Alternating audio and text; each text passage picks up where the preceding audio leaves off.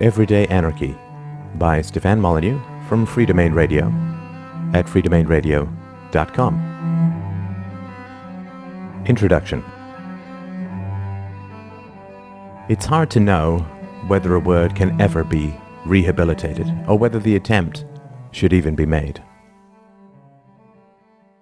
Words are weapons and can be used like any tools for good or ill. We are all aware of the cliched uses of such terms as terrorists versus freedom fighter, etc. An atheist can be called an unbeliever. A theist can be called superstitious. A man of conviction can be called an extremist. A man of moderation, cowardly. A free spirit can be called a libertine or a hedonist. A cautious introvert can be labeled a stodgy prude. Words are also weapons of judgment, primarily moral judgment. We can say that a man can be freed of sin if he accepts Jesus. We can also say that he can be freed of irrationality if he does not. A patriot will say that a soldier serves his country. Others may take him to task for his blind obedience. Acts considered murderous in peacetime are hailed as noble in war, and so on. Some words can never be rehabilitated, and neither should they be. Nazi, evil, incest, abuse, rape, murder. These are all words which describe the blackest impulses of the human soul and can never be turned to a good end. Edmund may say in King Lear, "Evil be thou my good." But we know that he is not speaking paradoxically. He is merely saying, that which others call evil, my self-interest, is good for me. The word anarchy may be almost beyond redemption. Any attempt to find goodness in it could well be utterly futile. Or worse, the philosophical equivalent of the cliched scene in hospital dramas where the surgeon blindly refuses to give up on a clearly dead patient. Perhaps I'm engaged in just such a fool's quest in this little book. Perhaps the word anarchy has been so abused throughout its history, so thrown into the pit of incontestable human iniquity, that it can never be untangled from the evils that supposedly surround it. What images spring to mind when you hear the word anarchy? Surely it evokes mad riots of violence and lawlessness, a post-apocalyptic Darwinian free-for-all where the strong and evil dominate the meek and reasonable. Or perhaps you view it as a mad political agenda, a thin ideological cover for murderous desires and cravings for assassinations, where wild-eyed, mustachioed men with thick hair and thicker accents roll cartoon bombs under the ornate carriages of slowly waving monarchs. Or perhaps you view anarchy as more of a philosophical spectre, the haunted and angry mutterings of over-caffeinated and seemingly eternal grad students, a nihilistic surrender to all that is seductive and evil in human nature, a hurling off the cliff of self-restraint, and a savage plunge into the mad magic of the moment without rules, without plans, without a future. If your teenage son were to come home to you one sunny afternoon and tell you that he had become an anarchist, you would likely feel a strong urge to check his bag for black hair dye, fresh nose rings, clumpy mascara, and dirty needles. his announcement would very likely cause a certain trap door to open under your heart, where you fear that it might fall forever. The heavy syllables of words like intervention, medication, boot camp, and intensive therapy would probably accompany the thudding of your quickened pulse. All this may well be true, of course. I may be thumping the chest of a broken patient long since destined for the morgue. But certain insights, you could say, or perhaps correlations, continue to trouble me immensely. And I cannot shake the fear that it is not anarchy that lies on the table clinging to life, but rather the truth. I will take a minute or two to try and communicate what troubles me so much about the possible injustice of throwing the word anarchy into the pit of evil. If I've not convinced you by the end of this video that something very unjust may be afoot, then I will have to continue my task of resurrection with others, because I do not for a moment imagine that I would ever convince you to call something good that is in fact evil. And neither would I want to. Now, the actual meaning of the word anarchy is, from the Oxford English Dictionary, 1. Absence of government. A state of lawlessness due to the absence or inefficiency of the supreme power. Political disorder. 2. A theoretical social state in which there is no governing person or body of persons, but each individual has absolute liberty, without implication of disorder. Thus we can see that the word anarchy represents two central meanings: an absence of both government and social order, and an absence of government with no implication of social disorder. Without a government. What does that mean in practice? Well, clearly there are two kinds of leaders in this world: those who lead by incentive and those who lead by force. Those who lead by incentive will offer you a salary to come and work for them. Those who lead by force will throw you in jail if you do not pick up a gun and fight for them. Those who lead by incentive will try to get you to voluntarily send your children to their schools by keeping their prices reasonable, their classes stimulating, and demonstrating proven and objective success. Those who lead by force will simply tell you that if you do not pay the property taxes to fund their schools, you will be thrown in jail. Clearly, this is the difference between voluntarism and violence. The word anarchy does not mean no rules. It does not mean kill others for fun. It does not mean no organization. It simply means without a political leader.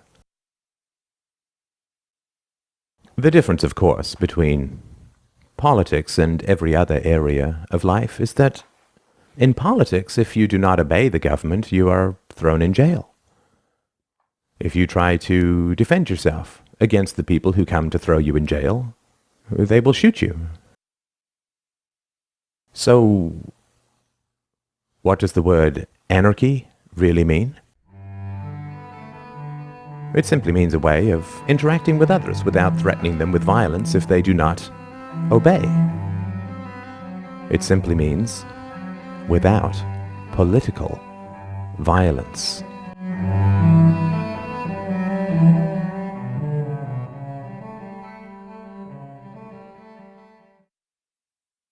The difference between this word and words like murder and rape is that we do not mix murder and rape with the exact opposite actions in our life and consider the results normal, moral, and healthy. We do not strangle a man in the morning, then help a woman across the street in the afternoon and call ourselves good. The true evils that we all accept, rape, assault, murder, theft, are never considered a core and necessary part of the life of a good person. An accused murderer does not get to walk free by pointing out that he spent all but 5 seconds of his life not killing someone. With those acknowledged evils, one single transgression changes the moral character of an entire life. You would never be able to think of a friend who is convicted of rape in the same way again. However, this is not the case with anarchy. It does not fit into that category of evil at all. When we think of a society without political violence, without governments, these specters of chaos and brutality always arise for us immediately, and, it would seem, irrevocably. However, it only takes a moment of thought to realize that we live the vast majority of our actual lives in complete and total anarchy, and call such anarchy morally good. Everyday anarchy. For instance, take dating, marriage, and family. In any reasonably free society, these activities do not fall in the realm of political coercion. No government agency chooses who you are to marry and have children with and punishes you with jail for disobeying their rulings. Voluntarism, incentive, mutual advantage, dare we say advertising, all run the free market of love, sex, and marriage. What about your career? Did a government official call you up at the end of high school and inform you that you were to become a doctor, a lawyer, a factory worker, a waiter, an actor, a programmer, or a philosopher? Of course not. You were left free to choose the career that best matched your interests, abilities, and initiative. What about your major financial decisions? Each month, does a government agent come to your house and tell you exactly how much you should save, how much you should spend, whether you can afford that new couch or old painting? Did you have to apply to the government to buy a new car, a new house, a plasma television, or a toothbrush? No. In all the areas mentioned above, love, marriage, family, career, finances, we all make our major decisions in the complete absence of direct political coercion. Thus, if anarchy is such an all-consuming, universal evil, why is it the default and virtuous freedom that we demand in order to achieve just liberty in our daily lives? If the government told you tomorrow that it was going to choose for you where to live, how to earn your keep, and who to marry, would you fall to your knees and thank the heavens that you had been saved from such terrible anarchy? The anarchy of making your own decisions in the absence of direct political coercion? Of course not. Quite the opposite. You would be horrified and would oppose such an encroaching dictatorship with all your might. This is what I mean when I say that we consider anarchy to be an irreducible evil and also an irreducible good. It is both feared and despised and considered necessary and virtuous. If you were told that tomorrow you would wake up and there would be no government, you would doubtless fear the specter of anarchy. If you were told tomorrow that you would have to apply for a government permit to have children, you would doubtless fear the specter of dictatorship and long for the days of anarchy, when you could decide such things without the intervention of political coercion. Thus we can see that we human beings are deeply, almost ferociously, ambivalent about anarchy. We desperately desire it in our personal lives, and just as desperately fear it politically. Another way of putting this is that we love the anarchy we live, and yet fear the anarchy we imagine. One more point, and then you can decide whether my patient is beyond hope or not. It has been pointed out that a totalitarian dictatorship is characterized by the almost complete absence of rules. When Solzhenitsyn was arrested, he had no idea what he was really being charged with, and when he was given his 10-year sentence, there was no court of appeal or any legal proceedings whatsoever. He had displeased someone in power, and so it was off to the gulags with him. When we examine countries where government power is at its greatest, we see situations of extreme instability and a marked absence of objective rules or standards. The tin-pot dictatorships of third-world countries are regions arbitrarily and violently ruled by gangs of sociopathic thugs. Closer to home, for most of us, is the example of inner-city government-run schools, ringed by metal detectors and saturated with brutality, violence, sexual harassment, and bullying. The surrounding neighborhoods are also under the tight control of the state, which runs welfare programs, public housing, the roads, the police, the buses, the hospitals, the sewers, the water, the electricity, and just about everything else in sight. These sorts of neighborhoods have moved beyond democratic socialism and actually lie closer to dictatorial communism. Similarly, when we think of these inner cities as a whole, we can also understand that the majority of the endemic violence results from the drug trade, which directly resulted from government bans on the manufacture and sale of certain kinds of drugs. Treating drug addiction rather than arresting addicts would, it is estimated, reduce criminal activity by up to 80%.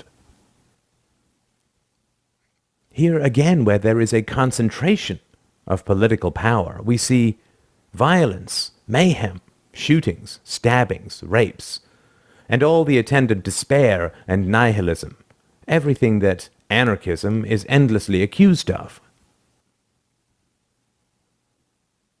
What about prisons, where political power is surely at its greatest?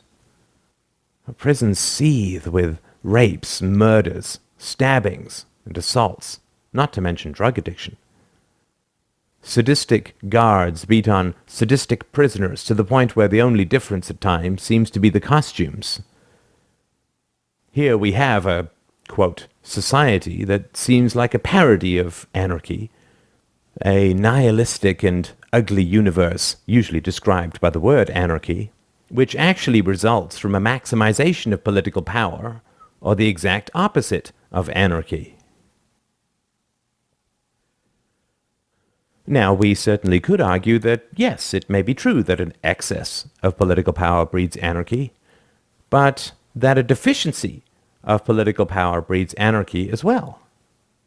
Perhaps order is a sort of Aristotelian mean, which lies somewhere between the chaos of a complete absence of political coercion and the chaos of an excess of political coercion. However, we utterly reject that approach in the other areas mentioned above: love, marriage, finances, careers, etc. We understand that any intrusion of political coercion into these realms would be a complete disaster for our freedoms. We do not say with regards to marriage, well, we wouldn't want the government choosing everyone's spouse, but neither do we want the government having no involvement in choosing people's spouses. The correct amount of government coercion lies somewhere in the middle. No.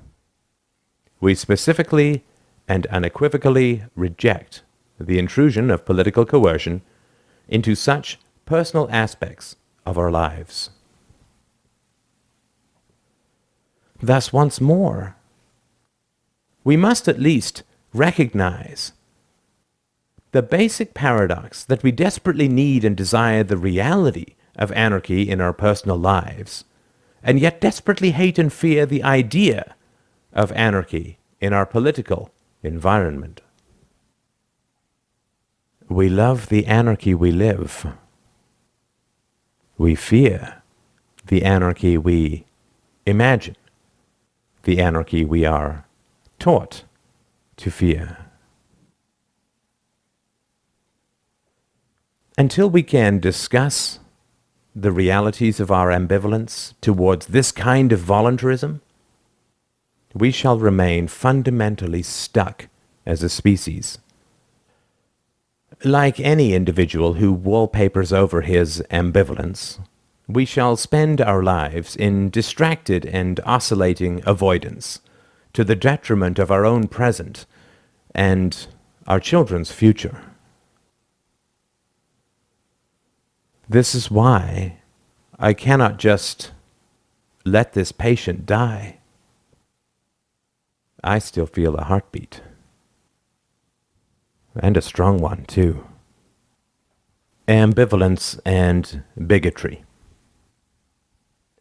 It is a truism, and I for one think a valid one, that the simple mind sees everything in black or white. Wisdom, on the other hand, involves being willing to suffer the doubts and complexities of ambivalence. The dark-minded bigot says that all blacks are perfidious. The light-minded bigot says that all blacks are victims. The misogynist says that all women are corrupt. The feminist often says that all women are saints. Exploring the complexities and contradictions of life with an open-minded fairness, neither with the imposition of premature judgment, nor the withholding of judgment once the evidence is in, is the mark of the scientist, the philosopher, of a rational mind.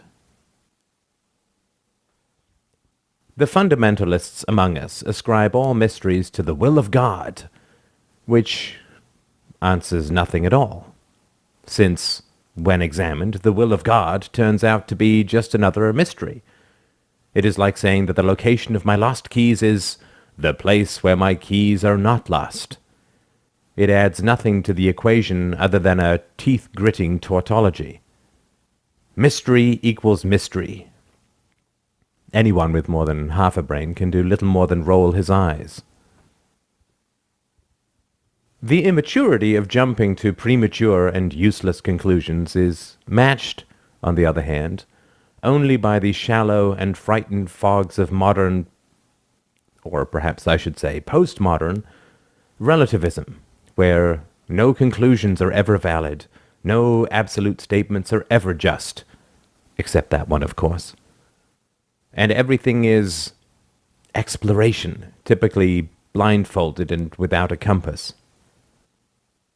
There is no destination, no guidepost, no sense of progress, no building to a greater goal. It is the endless dissection of cultural cadavers without even a definition of health or purpose, which thus comes perilously close to looking like fetishistic sadism.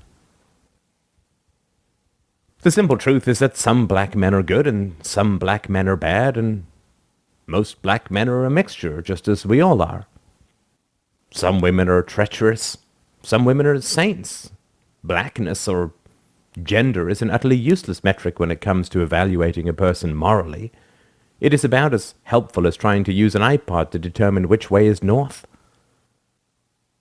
The phrase sexual penetration does not tell us whether the act is consensual or not. Saying that sexual penetration is always evil is as useless as saying that it is always good.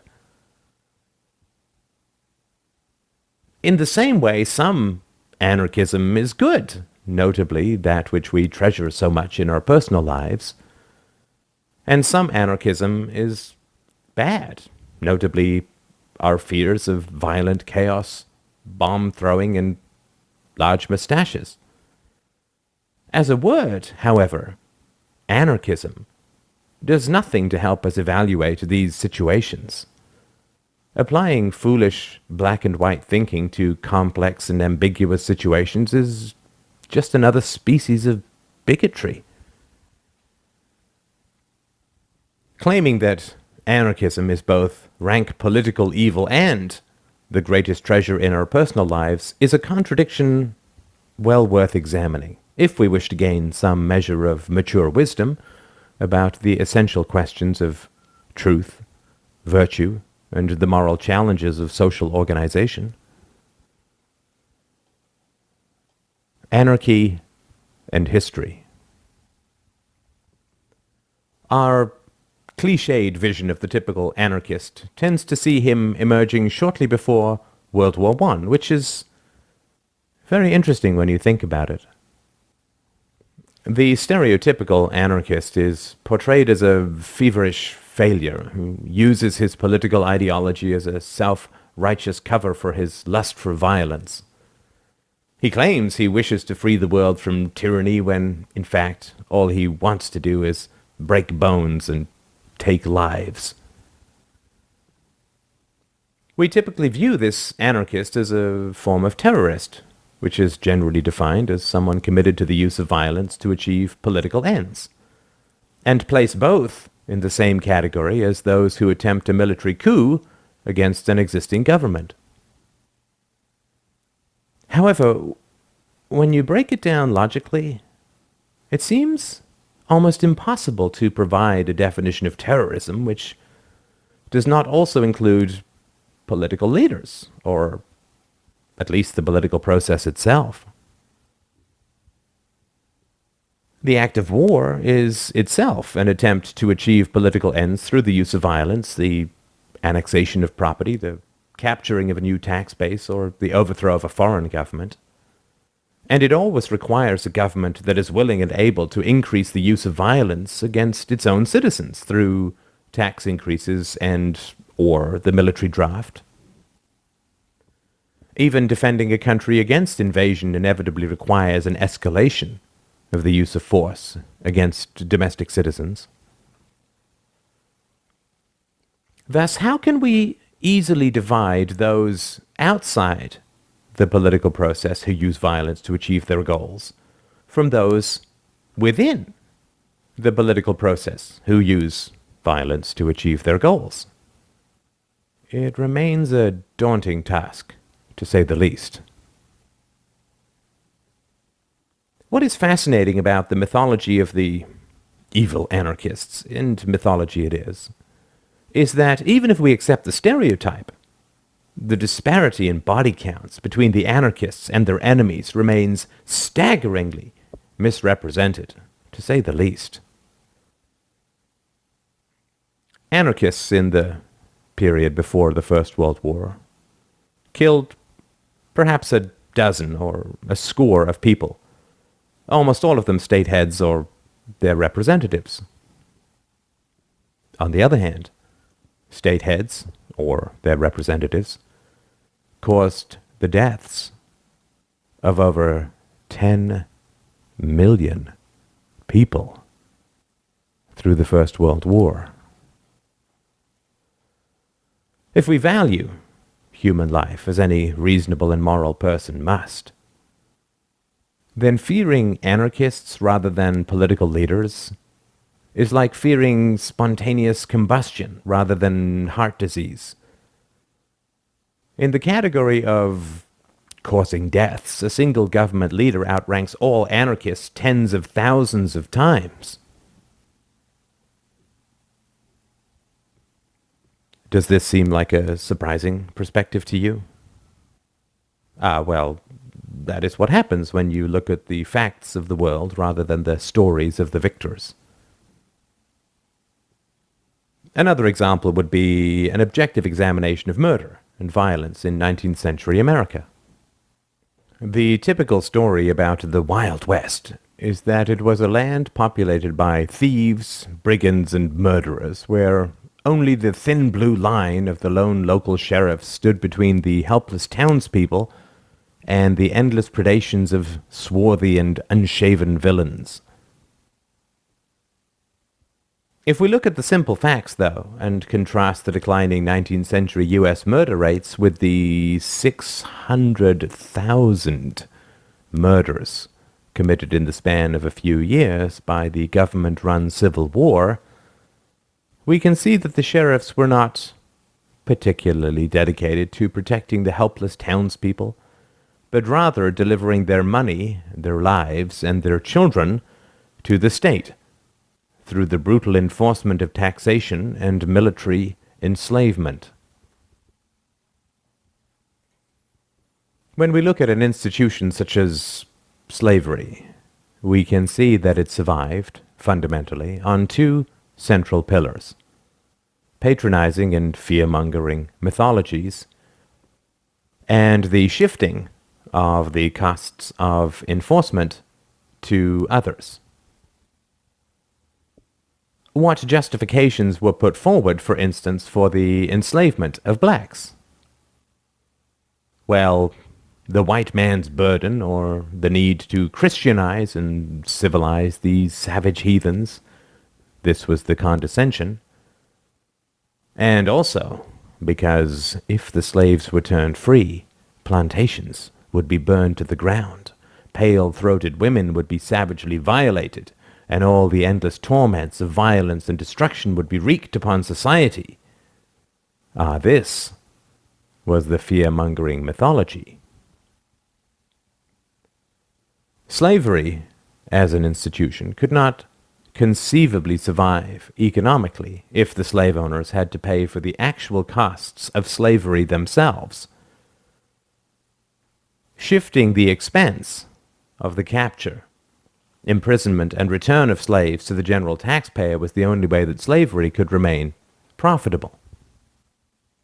The use of the political coercion required to make slavery profitable, of course, generates a great demand for mythological cover-ups or ideological distractions from the violence at the core of the institution. Thus, violence always requires intellectualization, which is why governments always want to fund higher education and subsidize intellectuals. We shall get to more of this later. Even outside war, in the 20th century alone, more than 270 million people were murdered by their governments. Compared to the few dozen murders committed by anarchists, it is hard to see how the fantasy of the evil anarchist could possibly be sustained when we compare the tiny pile of anarchist bodies to the virtual Everest of the dead heaped by governments in 1 century alone. Surely, if we are concerned about violence, murder, theft, and rape, we should focus on those who commit the most evils: political leaders, rather than those who oppose them, even misguidedly. If we accept that political leaders murder mankind by the hundreds of millions, then we may even be tempted to have a shred of sympathy for these evil anarchists, just as we would for a man who shoots down a rampaging mass murderer. Anarchy and ambivalence. The truth of the matter is that, as I stated above, it is clear that we have a love-hate relationship with anarchy. We yearn for it, and we fear it in almost equal measure. We love personal anarchy and fear political anarchy. We desperately resist any encroachment or limitation upon our personal anarchy, and fear and mock and attack any suggestion that political anarchy could be of value. But how can it be possible that anarchy is both the greatest good and the greatest evil simultaneously? Surely that would make a mockery of reason, virtue, and basic common sense. Now, we shall turn to a possible way of unraveling this contradiction. Politics and self-interest. Truth is so often the first casualty of self-interest. In the realm of advertising, we can see this very clearly. The company that sells an anti-aging cream uses fear and insecurity to drive demand for its product. Your beauty is measured by the elasticity of your skin, not the virtue of your soul, they say, and no one will find you attractive if you do not look young. This is a pretty shallow exploitation of insecurity. Clearly, what is really being sold is a definition of beauty that does not require the challenging task of achieving and maintaining virtue. In the short run, it is far easier, after all, to rub overpriced cream on your face than it is to start down the path of genuine wisdom and integrity. In this way, we can see that the self-interest of the advertiser and the consumer are both being served in the exchange, at the expense of the truth.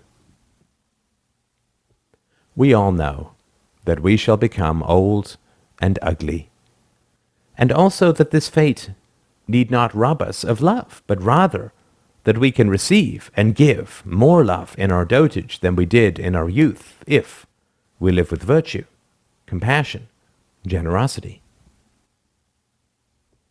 However, there is far less money to be made in philosophy than there is in vanity, which is another way of saying that people will pay good money to avoid the demands of virtue. And so the mutual exploitation of shallow avoidance is a cornerstone of any modern economy. In the same way, being told that anarchism is just bad, bad, bad helps us avoid the anxiety and ambivalence we in fact feel about that which we both fear and love at the same time. Our educational and political leaders sell us relief from ambivalence and uncomfortable exploration, inevitably at the expense of truth. And so far, we have been relatively eager consumers. Self-interest and exploitation.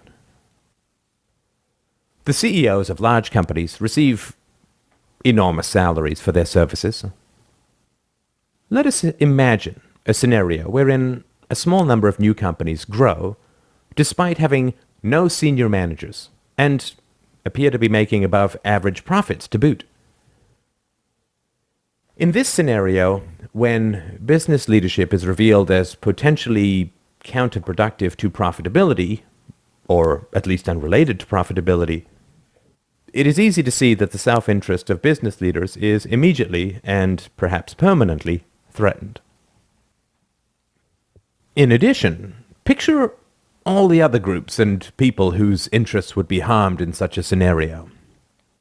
Business schools would see their enrollment numbers drop precipitously. The lawyers, accountants, and decorators who served these business leaders would see the demand for their services dropping. The private schools that catered to the families of the rich would be hard hit, at least for a time. Elite magazines, business shows, conventions, life coaches, haberdashers, tailors, and all other sorts of people would feel the sting of the transition, to put it mildly. We can easily imagine that the first few companies to see increased profitability as a result of ditching their senior managers would be roundly condemned and mocked by the entrenched managers in similar companies.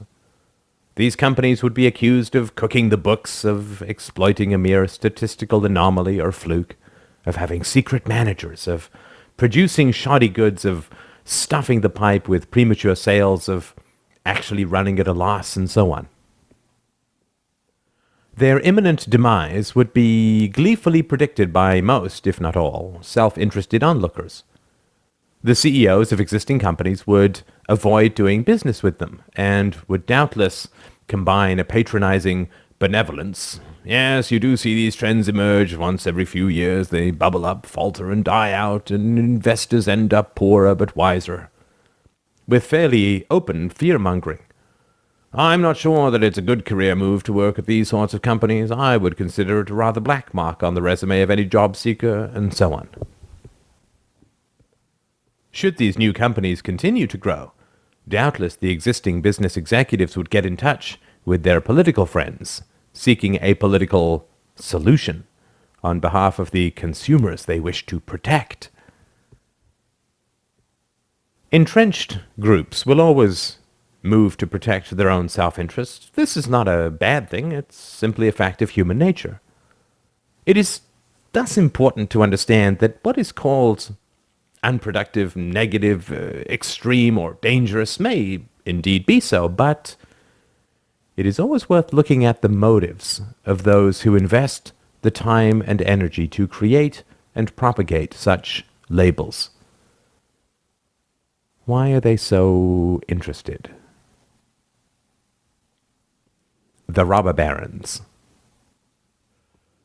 We can also find examples of this in the phenomenon of the robber barons in late 19th century America. The story goes that these amoral, predatory monopolists were fleecing a helpless public, and so had to be restrained through the force of government anti-monopoly legislation. If this story were really true, the first thing that we would expect is a 1-2 punch of evidence showing how prices were rising where these monopolies flourished, and also that it was these helpless and enraged consumers who thumped the ears of their legislators and demanded protection from the monopolies.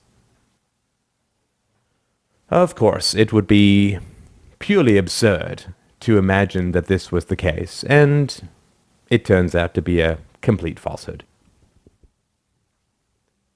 If an unjust price increase of 10 to 20% was imposed upon ground beef, the net loss to the average consumer would be no more than a few pennies a week.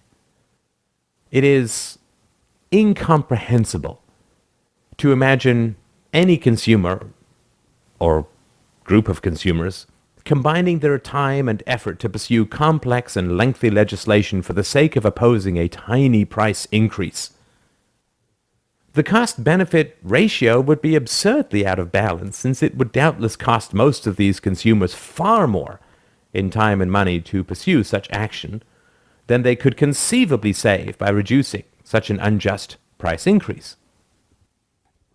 Are you pursuing legal action against Exxon for higher gas prices? Of course not. Thus, to find the real culprits, we must first look at any group which can justify the pursuit of such complex and uncertain legislation, the purchasing of legislators, the writing of articles and other efforts spent to influence the media, the desperate pursuit of a highly risky venture. Who could possibly justify such a mad investment? Well, the answer is obvious and contains all the information we need to know to disprove the claims put forward. The groups most harmed by these supposed monopolists were, of course, their direct competitors. Thus, we would expect that the primary, if not sole, sponsors of this legislation would not be the outraged consumers, but rather the companies competing with these, quote, robber barons. Clearly, if these monopolists were unjustly increasing prices, this would be an endless invitation for these competitors, or even outside entrepreneurs, to undercut their prices. But perhaps these robber barons were achieving their monopolies through preferential political favors, such as forcibly keeping competitors from entering the market. Well, we know for certain that this could not be the case. If these robber barons actually did own the legislature, then their competitors would be highly unlikely to take the step of attempting to influence the legislature because they would know that it was a fight they could not win. If these, quote, monopolists were gaining massive and unjust profits through political favors, then their competitors, who were shut out of such a lucrative system, would be completely unable to funnel as much money to the legislators. Furthermore, those making the laws would be exposed to blackmail for past deals if they switched sides, so to speak. Thus, without even examining a single historical fact, we can very easily determine what actually happened, which was A. The monopolists were not actually raising prices, but were lowering them, which we know because their competitors did not take the economic route of undercutting on price, but rather the political route of using the force of the state to cripple these, quote, monopolists. B. The monopolists were not gaining market share or unjust profits through political means because the legislatures were still available for sale. C. The consumers were entirely happy with the existing arrangement, which we know because the competitors had nothing to offer that the consumers would prefer to the existing state of things. This hypothesis is amply borne out by the accurate historical evidence. Where these robber barons dominated the market, the prices of the goods they produced went down, sometimes considerably. In the case of using refrigerated rail cars to store meat, a price drop of 30% was achieved in the span of a few months.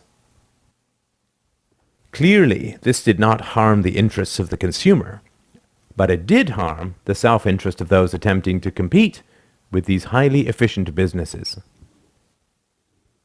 Sadly, though with the temptation of government ever present inevitably, it seems, these competitors preferred to take the political route of attacking their successful rivals through the power of the state, rather than attempting to innovate themselves in turn and compete more successfully in the free market. What about the argument that the robber barons used violence to create their monopolies by threatening or killing competing workers? Well, even if we accept this argument as true, it serves the anarchistic argument far more than the statist position. If you hired a security guard who continually fell asleep on the job and permitted the facility he guarded to be robbed over and over again, year after year, what would your reaction be? Would you wake him up and promote him to the rank of global manager of a highly complex security company? Would his rank incompetence at a simple task make him your ideal candidate for an enormously complex job? Of course not. If a government is so amoral and incompetent that it permits the murder of innocent civilians by the robber barons, then clearly it cannot conceivably be competent and moral enough to protect citizens from the complex economic predations of the same robber barons. A group that cannot perform a simple function cannot conceivably perform a far more complex function. Over 100 years later, we can still see how effective this propaganda really is. The specters of these robber barons still inhabit the imaginary haunted houses of our history. The role of government in controlling exploitive monopolies remains unquestioned. And how many people know the basic facts of the situation? Principally that it was not the consumers who opposed these companies, but their competitors. When we look at political, quote, solutions to pressing, quote, problems, we see the same pattern over and over again. Government-run education was not instituted because parents were dissatisfied with private schools or because children were not educated or anything like that, but rather because the teachers wanted the job security and cultural and religious busybodies wanted to get their hands on the tender minds of children. The New Deal in the 1930s was not instituted because the free market made people poor, but rather because government mismanagement of the money supply destroyed almost a quarter of the wealth in the United States. Time and time again, we see that it is not freedom that leads to political control and an increase in state violence, but rather prior increases in political control and state violence. The government does not expand its control because freedom does not work. Freedom does not work because the government expands its control. Thus, we can see that freedom, or voluntarism or anarchy, does not create problems that governments are required to, quote, solve. Rather, propagandists lie about what the government is up to. Protecting consumers really means using violence to protect the profits of inefficient businesses, and the resulting expansions of political coercion and control breeds more problems, which are always ascribed to freedom.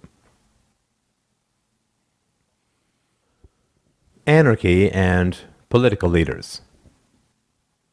Clearly, there exists an entire class of people who gain immense profit, prestige, and power from the existence of the government. It is equally true that, as a collective, these people have enormous control and influence over the minds of children, since it is that same government that educates virtually every child for 6 or more hours a day, 5 days a week, for almost a decade and a half of their formative years. To analogize this situation, can we imagine that we would be at all surprised that children who came out of 14 years of religious indoctrination would in general believe in the existence and virtue of God? Would we be at all surprised if the strong arguments for atheism were left off a curriculum expressly designed by the priests who directly profit from the maintenance of religious belief? In fact, we would fully expect such children to be actively trained in the rejection of arguments for atheism, inoculated against it, so to speak, so that they would react with scorn or hostility to such arguments. We may as well hold our breath waiting for the next commercial from General Motors talking about the shortcomings of their own cars and the virtues of their competitors' vehicles. Or perhaps we should wait for a full-color spread from McDonald's depicting detailed pictures of clogged arteries. If so, we shall wait in vain. Similarly, when the government trains the children, how do we expect the government to portray itself? Would we expect government-paid teachers to talk openly about the root of state power, which is the initiation of the use of force against legally disarmed citizens? Would we expect them to openly and honestly talk about the source of their income, which is the property taxes that are forcibly extracted from their students' parents? Would we expect these same teachers to talk about how government power grows through the endless pressure and greed of special interest groups who wish to offload the costs of the violent enforcement of their greed on the taxpayers that they in fact prey upon? Of course not. This is not because these teachers are evil, but rather because people respond to incentives. If the basic truths of history, logic, ethics, and reality are inconvenient to those in power, as they inevitably are, those paid by those in power will almost never talk about them. We would not expect a Stalinist-era teacher to speak of the glories of capitalism. We would not expect an antebellum teacher to teach the children of slave owners about the evils of slavery. We would not expect an instructor at West Point to talk about the evils and corruption of the military-industrial complex, any more than we would expect the Vatican to voluntarily initiate a discussion of child abuse by Catholic priests. We can view these basic facts without bottomless rancor, but with a gentle, almost kindly sympathy towards the inevitable trickle-down and corrupting effects of violent power. It is no doubt a dizzying perspective to begin to examine the dank, dark, and foggy jungle of propaganda with the simple light of truth. But that is what an anarchist is really all about. An anarchist accepts the simple and basic reality that every single human being fundamentally values free choice in his or her own personal life. An anarchist accepts the simple and basic reality that he who pays the piper always calls the tune, and that arguments against the virtue and efficacy of political power will never be disseminated in an educational system paid for by political power. An anarchist accepts the simple and basic reality that human beings, at best, have an ambivalent relationship with voluntarism, and that human beings habitually avoid the discomfort of ambivalence and so don't want to talk about anarchism any more than they want to bring up their doubts about religion during a Christian wedding ceremony. The barriers to a reasonable understanding of the anarchist perspective are emotionally volatile, socially isolating, and almost endless. The reasonable anarchist accepts these basic facts, since facts are what anarchy is all about, and, if he is truly wise, falls at least a little in love with the difficulties of his task. We should love the difficulties that we face, because if it were easy to free the world, the fact that the world is so far from being free would be completely incomprehensible. Anarchy and the problem of the commons. Ask almost any professional economist what the role of government is, and he will generally reply that it is to regulate or solve the problem of the commons and to make up for market failures or the provision of public goods, such as roads and water delivery, that the free market cannot achieve on its own. To anyone who works from historical evidence and even a basic smattering of first principles, this answer is, to be frank, outlandishly unfounded. The problem of the commons is the idea that if farmers share a common ground for grazing their sheep, that each farmer has a personal incentive for overgrazing, which will harm everyone in general. Thus, the immediate self-interest of each individual leads to a collective stripping of the land. It only takes a moment's thought to realize that the government is the worst possible solution for this problem, if indeed it is a problem. The problem of the commons recognizes that where collective ownership exists, individual exploitation will inevitably result, since there is no incentive for the long-term maintenance of the productivity of whatever is collectively owned. A farmer takes good care of his own fields because he wants to profit from their utilization in the future. In fact, ownership tends to accrue to those individuals who can make the most productive future use of an asset, since They are the ones who are able to bid the most when it comes up for sale. If I can make $10,000 a year more out of a patch of land than you can, then I will be willing to bid more for it and thus will end up owning it. Thus, where there is no stake in future profitability, as in the case of publicly owned resources, those resources inevitably tend to be pillaged and destroyed. This is the situation that highly intelligent, well-educated people with perfectly straight faces say should be solved through the creation of a government. Why is this such a bizarre solution? Well, a government, and particularly the public treasury, is the ultimate publicly owned good.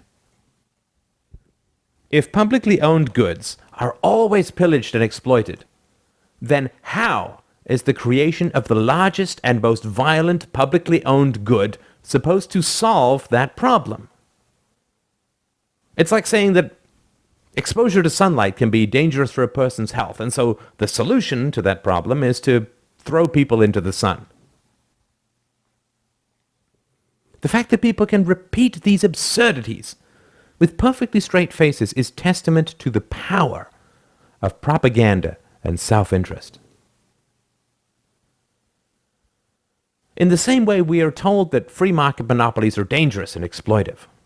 Companies that wish to voluntarily do business with us and must appeal to our self-interest, to mutual advantage, are considered grave threats to our personal freedoms. And the solution that is proposed by almost everyone to the, quote, problem of voluntary economic interaction? Well, you see, since voluntary and peaceful, quote, monopolies are so terribly evil, the solution that is always proposed is to create an involuntary, coercive, and violent monopoly in the form of a government. Thus, voluntary and peaceful monopolies are a great evil, but the involuntary and violent monopoly of the state is the greatest good. Can you see why I began this book talking about our complicated and ambivalent relationship to voluntarism or anarchy? We see this same pattern repeating itself in the realm of education. Whenever an anarchist talks about a stateless society, he is inevitably informed that in a free society, poor children will not get educated. Where does this opinion come from? Does it come from a steadfast dedication to reason and evidence and adherence to well-documented facts? Do those who hold this opinion have certain evidence that prior to public education, the children of the poor were not being educated? Do they genuinely believe that the children of the poor are being well educated now? Do they seriously believe that anarchists do not care about the education of the poor? Do they believe that they are the only people who care about the education of the poor? Of course not. This is a mere knee-jerk propagandistic reaction, like hearing a Soviet-era Red Guard boy mumbling about the necessity of the workers controlling the means of production. It's not based upon evidence, but upon prejudice. If the problem of the commons and the predation of monopolies are such dire threats, then surely institutionalizing these problems and surrounding them with the endless violence of police, military, and prisons would be the exact opposite of a rational solution.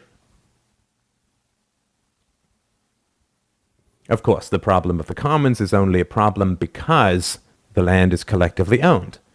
Move it to private ownership and all is well. Thus, the solution to the problem of public ownership is clearly more private ownership, not more public ownership. Ah, say the statist, but that is just a metaphor. What about the fish in the ocean, pollution in the rivers, roads in the city, and the defense of the realm? Well, the simple answer to that, from an anarchist perspective at least, is that if people are not intelligent and reasonable enough to negotiate solutions to these problems in a productive and sustainable manner, then surely they are also not intelligent or reasonable enough to vote for political leaders or participate in any government whatsoever. Of course, there are endless historical examples of private roads and railways, private fisheries, social and economic ostracism as an effective punishment for overuse or pollution of shared resources. The endless inventiveness of our species should surely by now never fail to amaze. The statist looks at a problem and always sees a gun as the only solution. The force of the state, the brutality of law, violence, punishment.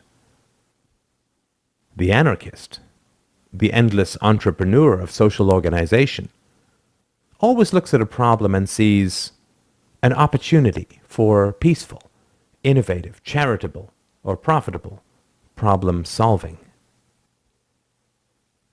The statist looks at a population and sees an irrational, selfish horde that needs to be endlessly herded around at gunpoint, and yet looks at those who run the government as selfless, benevolent, and saintly. Yet these same statists always look at this irrational and dangerous population and say, you must have the right to choose your political leaders. It is truly an unsustainable and irrational set of positions. An anarchist, like any good economist or scientist, is more than happy to look at a problem and say, hey, I don't know the solution, and be perfectly happy not imposing a solution through force. Darwin looked at the question, where did life come from, and only came up with his famous answer because he was willing to admit that he didn't know, but that existing religious, quote, answers were invalid. Theologians, on the other hand, claim to, quote, answer the same question with, God made life, which, as mentioned above, on closer examination, always turns out to be an exact synonym for, I do not know. To say God did it is to say that some unknowable being performed some incomprehensible action in a completely mysterious manner for some never-to-be-discovered end. In other words, I haven't a clue. In the same way, when faced with the challenges of social organization, such as collective self-defense, roads, pollution, and so on, the anarchist is perfectly content to say, I do not know how this problem will be solved. As a corollary, however, the anarchist is also perfectly certain that the pseudo-answer of the government will do it is a total non-answer. In fact, it is an anti-answer in that it provides the illusion of an answer where one does not, in fact, exist. To an anarchist, saying, the government will solve the problem, has as much credibility as telling a biologist, usually with grating condescension, God created life. In both cases, the problem of infinite regression is blindly ignored. If that which exists must have been created by a god, the god which exists must have been created by another god, and so on. In the same way, if human beings are in general too irrational and selfish to work out the challenges of social organization in a productive and positive manner, then they are far too irrational and selfish to be given the monopolistic violence of state power, or vote for their leaders. Asking an anarchist how every conceivable existing public function could be recreated in a stateless society is directly analogous to asking an economist what the economy will look like down to the last detail 50 years from now. What will be invented? How will interplanetary contracts be enforced? Exactly how will time travel affect the price of a rental car? What megahertz will computers be running at? What will the operating systems be able to do? And so on, and so on. This is all a kind of elaborate game designed to fundamentally stall and humiliate any economist who falls for it. A certain amount of theorizing is always fun, of course, but the truth is not determined by accurate long-term predictions of the unknowable. Asking Albert Einstein in 1910 where the atomic bomb will be dropped in the future is not a credible question. And the fact that he is unable to answer it in no way invalidates the theory of relativity. In the same way, we can imagine that abolitionists would have been asked exactly how society would look 20 years after the slaves were freed. How many of them would have jobs? What would the average number of kids per family be? Who would be working the plantations? Though these questions may sound absurd to many people, when you propose even the vague possibility of a society without a government, you are almost inevitably maneuvered into the position of fighting a many-headed hydra of exactly such questions. How will the roads be provided in the absence of a government? How will the poor be educated? How will a stateless society defend itself? How can people without a government deal with violent criminals? In 25 years of talking about just these subjects, I have almost never, even after credibly answering every question that comes my way, had someone sit back, sigh, and say, "Gee, I guess it really could work." Nah, inevitably what happens is that they come up with some situation that I cannot answer immediately or in a way that satisfies them, and then they sit back and say in triumph, "You see, society just cannot work without a government." What is actually quite funny about this situation is that by taking this approach, people think that they're opposing the idea of anarchy, when in fact, they are completely supporting it. One simple and basic fact of life is that no individual or group of individuals can ever be wise or knowledgeable enough to run society. Our core fantasy of government is that in some remote and sunlit chamber with lacquered mahogany tables, deep leather chairs, and sleepless men and women, there exists a group who were so wise, so benevolent, so omniscient, and so incorruptible that we should turn over to them the education of our children, the preservation of our elderly, the salvation of the poor, the provision of vital services, the healing of the sick, the defense of the realm and of property, the administration of justice, the punishment of criminals, and the regulation of virtually every aspect of a massive, infinitely complex, and ever-changing social and economic system. These living man-gods have such perfect knowledge and perfect wisdom that we should hand them our weapons of mass destruction and the endless power to tax, imprison, and print money, and nothing but good and plenty and virtue will result. And then, of course, we say that the huddled and bleating masses who could never achieve such wisdom and virtue, not even in their wildest dreams, should all get together and vote to surrender half their income, their children, their elderly, and the future itself to these man-gods. Of course, we never do get to actually see and converse with these deities. When we do actually listen to politicians, all we hear are pious sentiments, endless evasions, pompous speeches, and all of the emotionally manipulative tricks of a bedridden and abusive parent. Are these the demigods whose only mission is the care, nurturing, and education of our precious children's minds? Perhaps we can speak to the experts who advise them, the men behind the throne, the shadowy puppet masters of pure wisdom and virtue.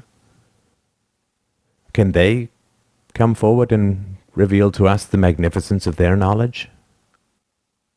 Why, no. These men and women also will not speak to us.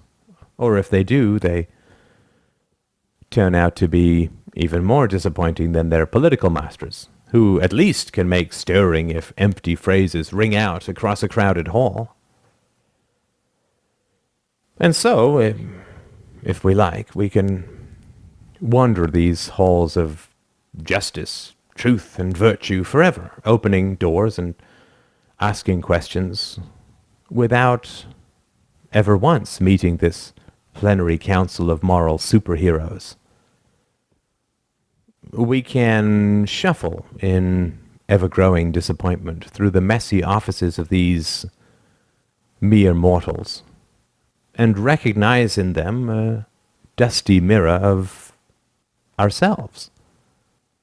No more, certainly, and often far less.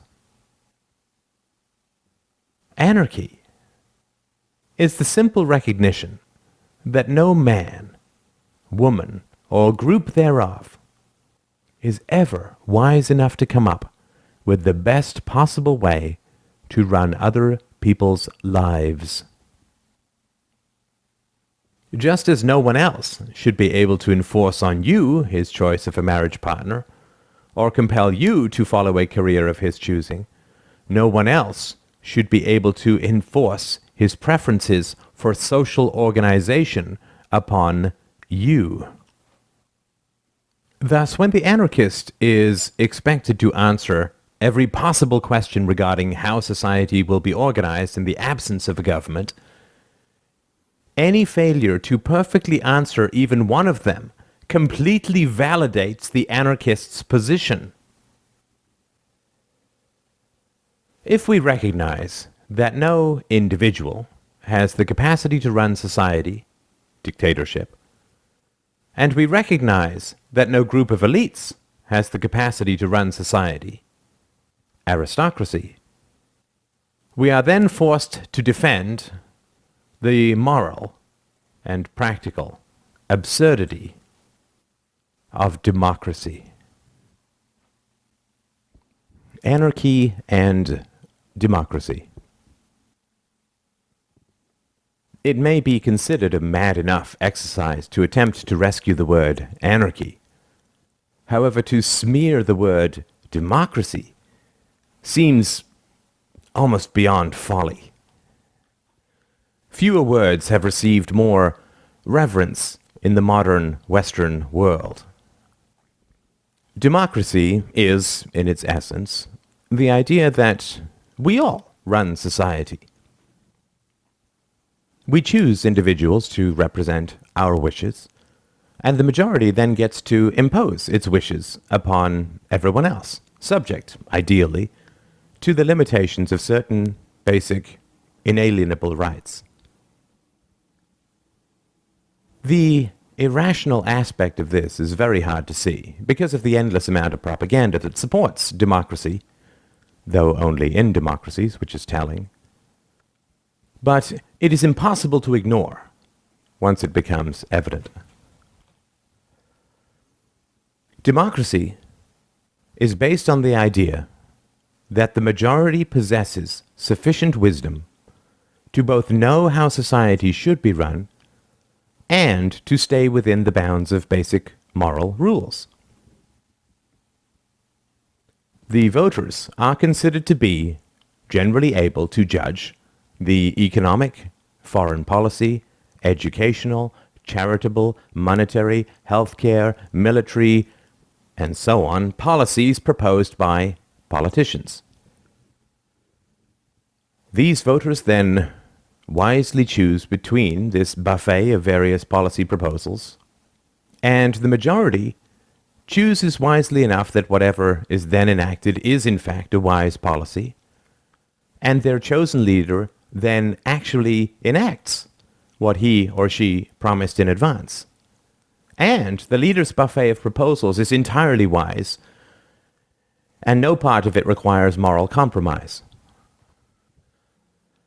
Also, the majority is virtuous enough to respect the rights of the minority, even though they dominate them politically. Few of us would support the idea of a democracy where the majority could vote to put the minority to death, say, or steal all their property.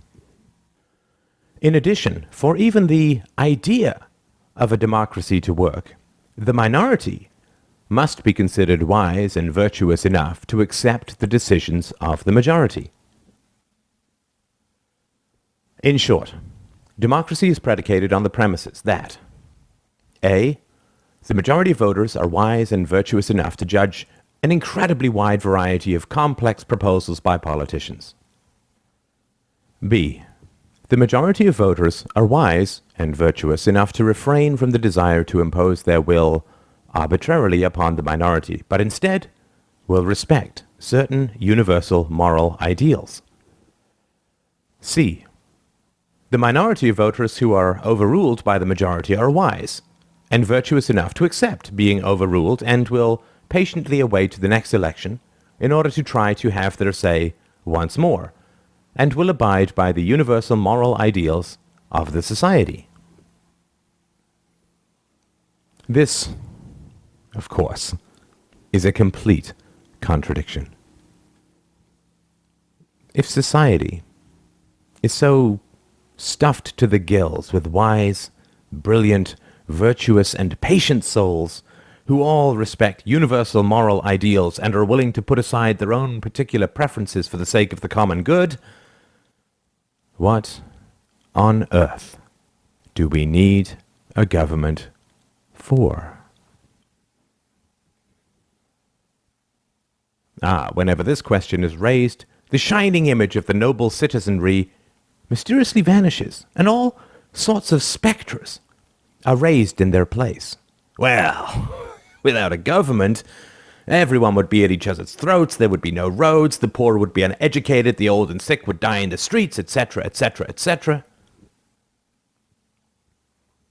This is a blatant and massive contradiction, and it is highly informative that it is nowhere part of anyone's discourse in the modern world. Democracy is valid because just about everyone is wise and moral, we are told.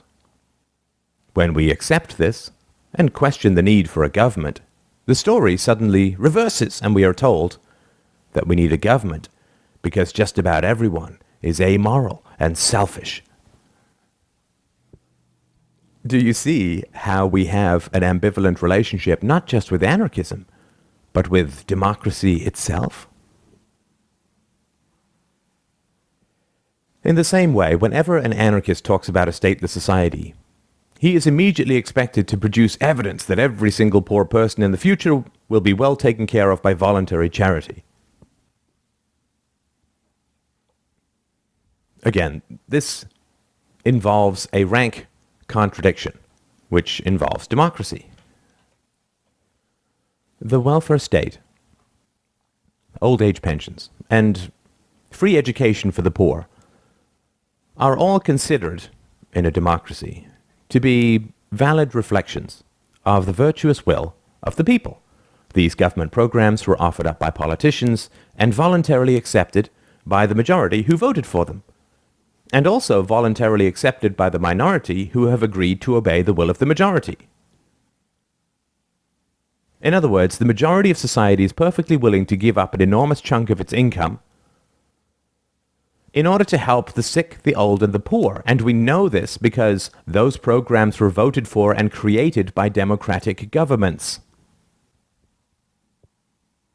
Says the anarchist, then we already know that the majority of people will be perfectly willing to help the sick, the old, and the poor in a stateless society. And democracy provides empirical and incontrovertible evidence of this simple fact. Again, when This basic argument is put forward. The myth of the noble citizenry evaporates once more. Oh no, without the government forcing people to be charitable, no one would lift a finger to help the poor. People are so selfish, they don't care, etc., etc., etc. This paradox cannot be unraveled, this side of insanity.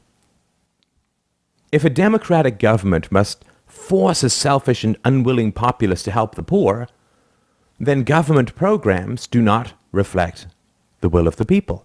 And democracy is a lie, and we must get rid of it, or at least stop pretending to vote. If democracy is not a lie, then existing government programs accurately represent the will of the majority. And thus the poor, the sick, and the old will have nothing to fear from a stateless society, and will, for many reasons, be far better taken care of by private charity than government programs. Now, it is certainly easy to just shrug off the contradictions above and say that somewhere, somehow, there just must be a good answer to these objections. Although this can be a pleasant thing to do in the short run, it is not something I've ever had much luck doing in the long run. These contradictions come back and nag at me, and I'm actually very glad that they have done so, since I think that the progress of human thought utterly depends upon us taking nothing for granted. The first virtue is always honesty. And we should be honest enough to admit when we do not have reasonable answers to these reasonable objections. This does not mean that we must immediately come up with new, quote, answers, but rather just sit with the questions for a while, ponder them, look for weaknesses or contradictions in our objections. And only when we are satisfied that the objections are valid should we begin looking for rational and empirical answers to even some of the oldest and most commonly accepted, quote, solutions. This process of ceasing to believe in non-answers is fundamental to science, to philosophy, and is the first step towards anarchism, or the acceptance that violence is never a valid solution to non-violent problems.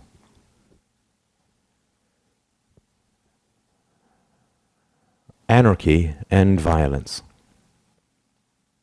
One of the truly tragic misunderstandings about anarchism is the degree to which anarchism is associated with violence. Violence is commonly defined as the initiation of the use of force. The word initiation is required to differentiate the category of self-defense. Since the word ambivalent seems to be the theme for this book, it is important to understand that those who advocate or support the existence of a government have themselves a highly ambivalent relationship to violence. To understand what I mean by this, it is first essential to recognize that taxation, the foundation of any statist system, falls entirely under the category of the initiation of the use of force. Governments claim the right to tax citizens, which is, when you look at it empirically, one group of individuals claiming the moral right to initiate the use of force against other individuals. Now, you may believe, for all the reasons in the world, that this is justified, moral, essential, practical, and so on. But all this really means is that you have an ambivalent relationship to the use of force. On the one hand, you doubtless condemn as vile the initiation of the use of force in terms of common theft, assault, murder, rape, and so on. Indeed, it is the addition of violence that makes specific acts evil rather than neutral or good. Sex plus violence equals rape. Property transfer plus violence equals theft. Remove violence from property transfer and you have trade or charity or borrowing or inheritance. However, when it comes to the use of violence to transfer property from citizens to government, these moral rules are not just neutralized, but actively reversed. We view it as a moral good to resist a crime if possible, not an absolute necessity, but certainly a forgivable, if not laudable, action. However, to resist the forcible extraction of your property by the government is considered ignoble and wrong.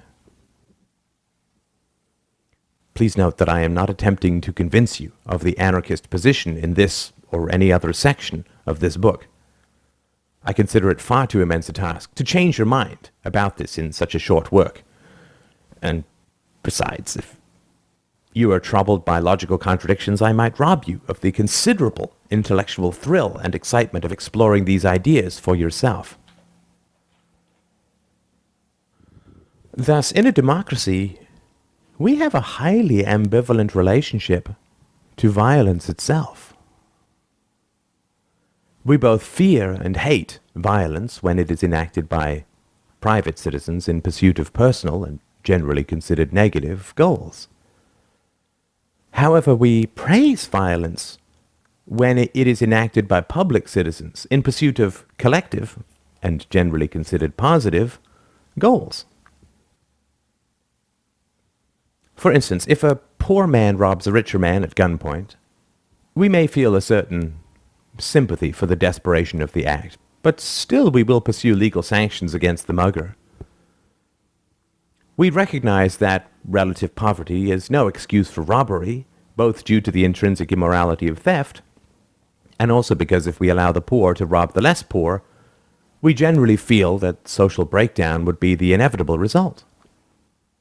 The work ethic of the poor would be diminished, as would that of the less poor, and society would in general dissolve into warring factions to the economic and social detriment of all.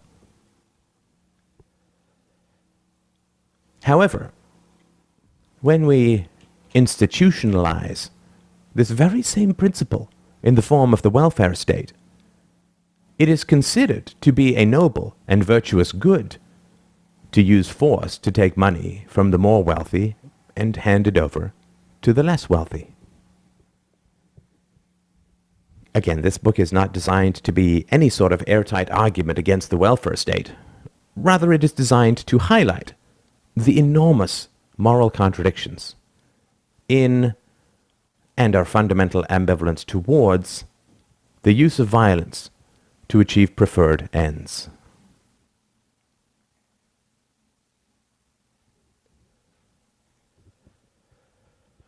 Anarchy and war. I may have been doomed to this particular perspective from a very early age. I grew up in England in the 1970s, when the shadow cast by the Second World War still fell long across the mental landscape. I read war comics, saw war movies, heard details of epic battles, and sat silent during rather uncomfortable family gatherings where the British, on my father's side, attempted to make small talk with the Germans, on my mother's. I could not help but think, even when I was 6 or 7 years old, that should my paternal uncle leap across the table and strangle my maternal uncle, this would be viewed as an immoral horror by everyone involved, and he would doubtless go to jail, probably for the rest of his life. On the other hand, should they be placed in costume and arrayed across a battlefield according to the whims of other men in costume, Such a murder would be hailed as a noble sacrifice, and medals may be passed out, and pensions provided, and ticker-tape parades possibly ensue. Thus, even in those long-ago days of soft white tablecloths and gently clinking cutlery, I mentally chewed on the problem that murder equals evil, and also that murder equals good. Murder equals jail, and murder equals medals. When I was a little older, after The Godfather came out, endless slews of gangster movies sprayed their red gore across the silver screens. In these stories, certain tribal, quote, virtues, such as loyalty, dedication, and obeying orders, were portrayed as relatively noble, even as these butchers plied their bloody trade in slow motion, generally to the strains of classical music, and came to grimly spattered ends on bare concrete. This paradox, too, stayed with me. Murdering a man because another man orders you to, and pays you to, is a vile and irredeemable evil. Then, of course, another war movie would come out with the exact opposite moral message. Murdering a man because another man orders you to, and pays you to, is a virtuous and courageous good.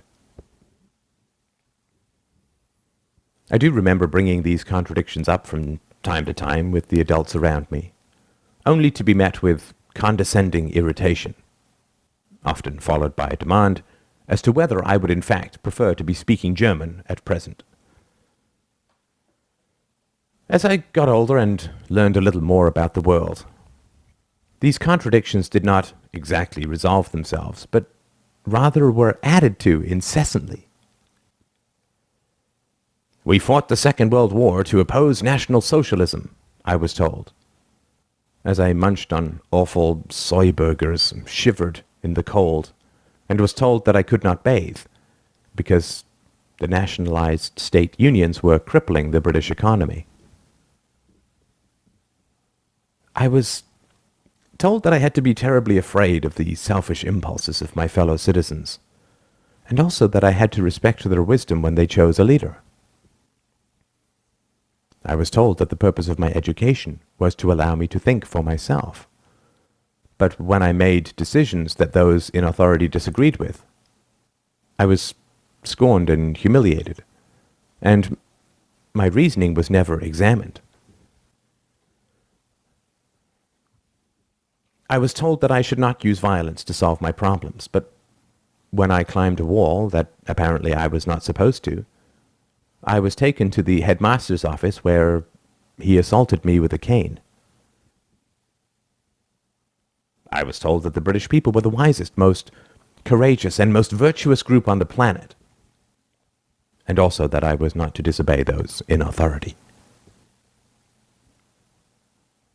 When I was taught mathematics and science, I was punished for thinking irrationally.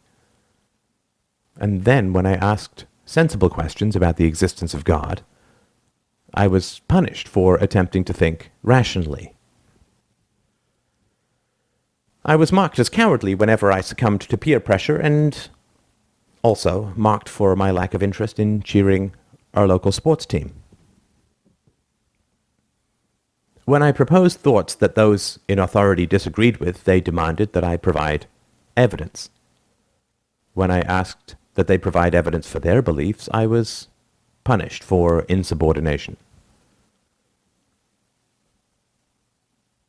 This is nothing peculiar to me. All children go through these sorts of mental meat grinders, but I could not help but think, as I grew up, that what passed for thinking in society was more or less an endless series of manipulations designed to serve those in power. What troubled me most emotionally was not the nonsense and contradictions that surrounded me, but rather the indisputable fact that they seemed completely invisible to everyone. Well, that's not quite true. It is more accurate to say that these contradictions were visible exactly to the degree that they were avoided. Everyone walked through a minefield, claiming that it was not a minefield, but unerringly avoiding the mines nonetheless. It became very clear to me, quite quickly, that I lived in a kind of negative intellectual and moral universe. The ethical questions most worth examining were those that were the most mocked, derided, and attacked. What was virtuous was so often what was considered the most vile, and what was the most vile was often considered the most virtuous.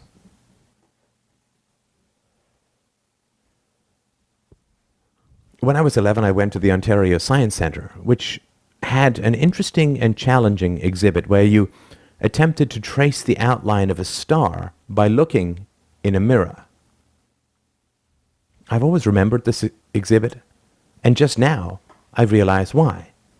Because this was my direct experience when attempting to map the ethics and virtues proclaimed by those around me, particularly those in authority. Nowhere were these contradictions more pronounced than in the question of war.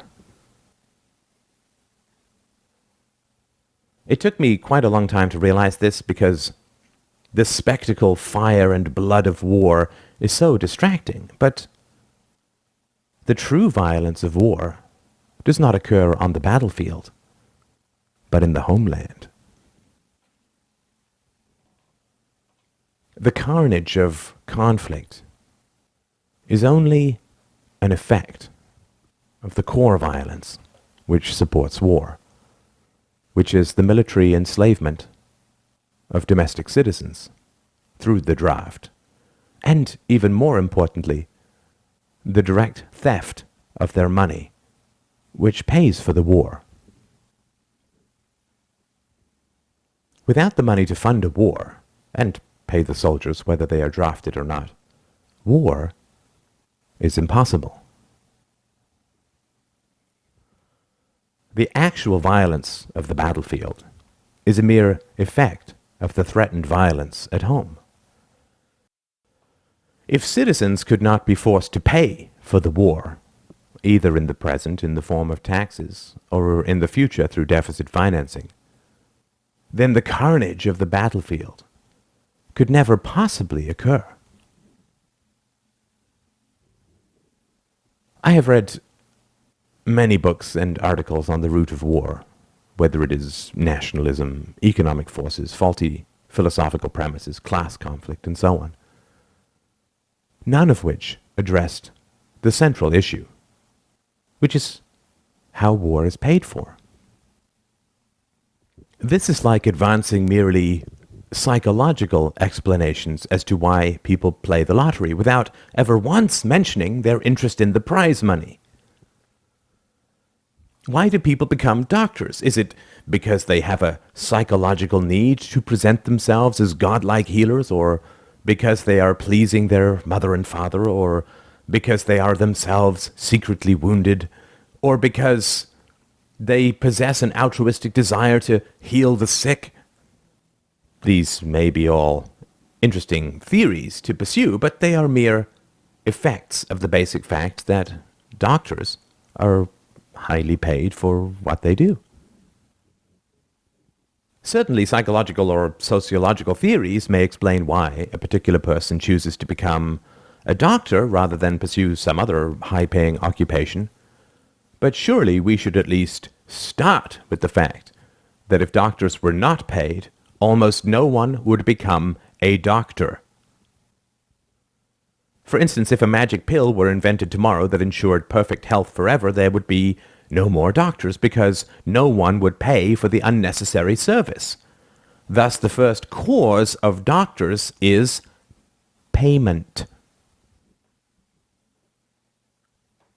In the same way, we can endlessly theorize about the psychological, sociological, or economic causes of war, but if we never talk about the simple fact that the first cause of war is domestic theft and military enslavement, then everything that follows remains mere abstract and airless intellectual quibbling, more designed to hide the truth than reveal it. We can only point guns at foreign enemies because we first point guns at domestic citizens. Without taxation, there can be no war. Without governments, there can be no taxation. Thus, governments are the first cause of war. The truth of the matter, I believe, is that deep down we know that if we pull out this one single thread, that coercion against citizens is the root of war, we know that many other threads will also come unraveled. If we recognize the violence that is at the root of war, domestic violence, not foreign violence, then we stare at the core and ugly truth at the root of our society and most of our collective moral aspirations. The core and ugly truth at the root of our society is that we really, really like using violence to get things done. In fact, it is more than a mere aesthetic or personal preference. We define the use of violence as a moral necessity within our society. How should we educate children? Why, we must force their parents and everyone else to pay for their education at gunpoint. How should we help the poor? Why, we must force others in society to pay for their support at gunpoint. How should we heal the sick? Why, we must force everyone to pay for their medical care at gunpoint.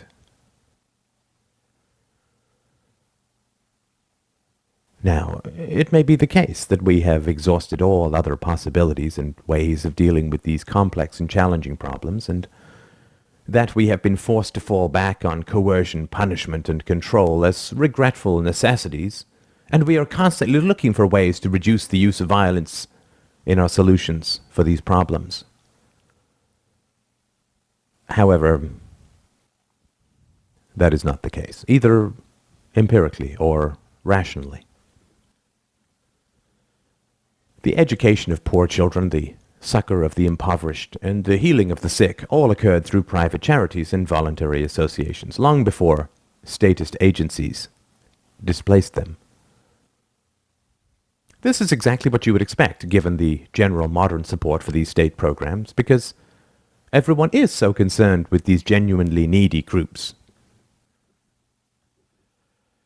Where violence is considered to be a regrettable but necessary solution to a problem, those in authority do not shy away from talking openly about it.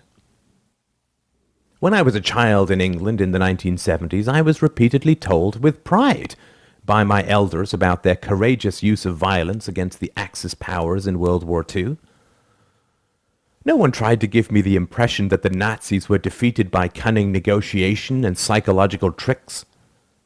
The endless slaughterhouses of both the First and Second World Wars were not kept hidden from me, but rather the violence was praised as a regrettable but moral necessity.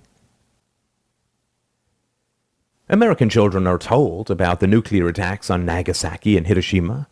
The slaughter and radiation poisoning of hundreds of thousands of Japanese civilians is not kept secret. It is not bypassed, ignored, or repressed in the telling of the tale. Even when the war in question was itself questionable, such as the war in Vietnam, no one shies away from the true nature of the conflict, which was endless genocidal murder. I do not for a moment believe that all these genocides and slaughters were morally justifiable or even practically required, but mine is certainly a minority opinion, and since the majority believes that these murders were both morally justified and practically required, they feel fully comfortable openly discussing the violence that they consider unavoidable. However, this is not the case when we talk about statist solutions to the problems of charity and ill health. You could spend an entire academic career in these films and read endless books and articles on the subject and never once come across any reference to the fact that these solutions are funded through violence. Just so you can understand how strange this really is, imagine spending 40 years as a professional war historian and never once coming across the idea that war involves violence. Would we not consider that a rather egregious evasion of a rather basic fact?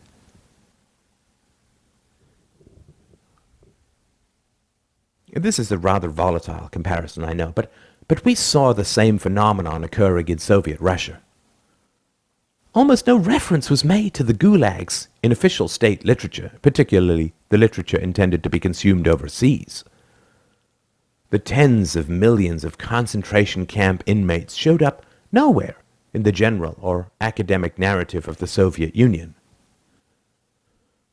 When the book One Day in the Life of Ivan Denisovich finally appeared, even this relatively mild account of a day in the life of a prison camp inmate was greeted with shock, derision, horror, and rage by those charged with defending that narrative. It cannot really be the case that when society is genuinely proud of something, the truth is kept mysteriously hidden from view. Can we imagine fans of the New York Yankees actively working to repress the fact that their team won the World Series? Can we imagine the communist leaders of China suppressing news that their athletes had won gold medals in the Olympics? Can we imagine a police department feverishly working to censor the facts about a large reduction in the crime rate? Of course not. When we are genuinely proud of an achievement, we do not refrain from talking about its causes. An Olympic athlete will speak with pride about the years of endless dawn training sessions. A successful entrepreneur will not hide the decades of hard work it took to succeed. A woman who has successfully struggled to lose weight is unlikely to wear a fat suit when she goes to her high school reunion. However, when a core reality conflicts with a mythological narrative, academics, intellectuals, and other cultural leaders are well compensated for their ability to completely ignore that core reality, and usually savagely attack and mock anyone who brings it up.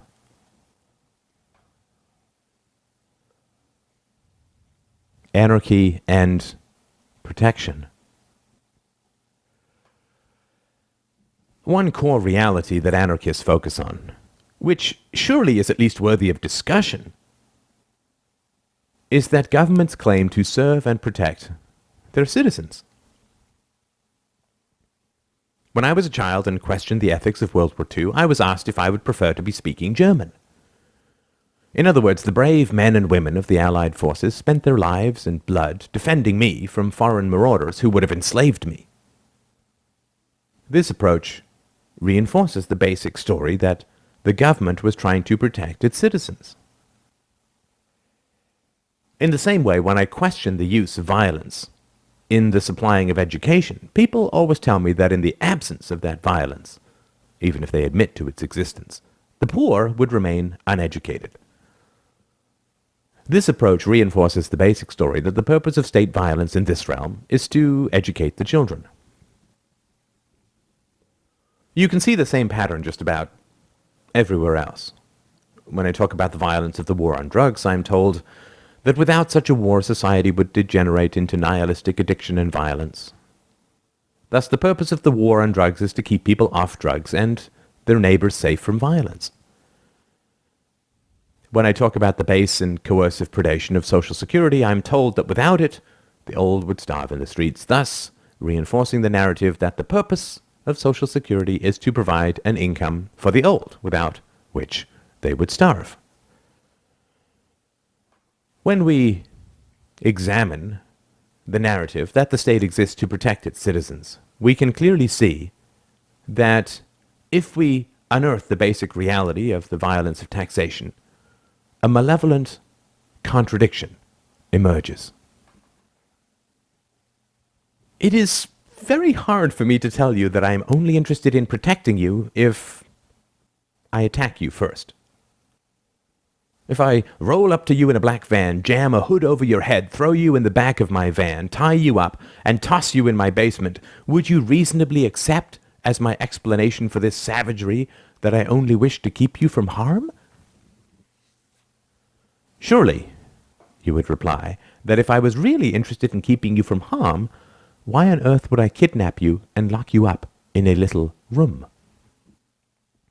Surely, if I initiate the use of force against you, it is somewhat irrational, to say the least, for me to tell you that I am only acting to protect you from the use of force.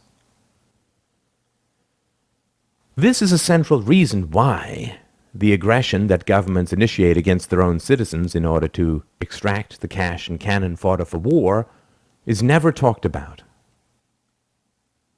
It is hard to sustain the thesis that governments exist to protect their citizens if the first threat to citizens is always their own government. If I have to rob you in order to pay for, quote, protecting your property from theft, at the very least I have created an insurmountable logical contradiction, if not a highly ambivalent moral situation. In general, where coercion is a regrettable but necessary means of achieving a moral good, that coercion is not hidden from general view. In police dramas, the violence of the cops is not hidden. In war movies, shells, bullets, and limbs fly across the screen with wanton abandon. However, the coercion at the root of war and state social programs remains forever unspoken, unacknowledged, repressed, hidden from view. It is mad, shameful, and imprudent to speak of it. A hunter who proudly displays a dead deer on the hood of his car and puts the antlers up in his basement and barbecues the venison for his friends can be considered somewhat proud, or at least not ashamed of his hobby. A hunter who uses a silencer, shoots a deer in the middle of the night and carefully buries the body, leaving no trace, cannot be considered at all proud, and is in fact utterly ashamed of his hobby. Thus, when an anarchist looks at society, he sees a desperate shame regarding the use of violence to achieve social ends, such as the military, healthcare, and education. Any anarchist who has even a passing interest in psychology, and I certainly put myself in this category, understands that this kind of unspoken shame is utterly toxic to both an individual and to society. Thus, it inevitably falls to anarchists to perform the unpleasant task of digging up the body in the backyard, or pointing out the widespread, prevalent, and ever-increasing use of violence to achieve moral goals within society. Is this right? Asks the anarchist, fully aware of the hostile and resentful glances he receives from those around him. How can violence be both the greatest evil and the greatest good? If the violence that we use to achieve our supposedly moral ends is in fact justified and good, why is it that we are so ashamed to speak of it? To be an anarchist, to say the very least, requires a strong hide when it comes to social hostility and disapproval. When people have genuinely exhausted all other possibilities, they tend not to be ashamed of their eventual solutions. Even if we take the surface narrative of the Second World War at face value, the victors were able to express just pride because the narrative included the significant caveat that there was no other possible response to the aggression of the German, Italian, and Japanese fascists. Parents tend to be pretty open about hitting their children if they genuinely believe that no rational or moral alternatives exist to the use of violence. If hitting a child is the only way to teach her to be a good, productive, and rational adult, then not hitting her is obviously a form of lax parenting, if not outright abuse. Hitting your daughter thus becomes a form of moral responsibility, and thus a positive good, much like yanking her back from running into traffic and ensuring that she eats her vegetables. Such a parent, of course, reacts with outrage and indignation if you suggest to him that there are more productive alternatives to violence when it comes to raising children, for the obvious reason that if those alternatives exist, his violence turns from a positive good to a moral evil. This is the situation that an anarchist faces when he talks about non-violent alternatives to existing coercive, quote, solutions.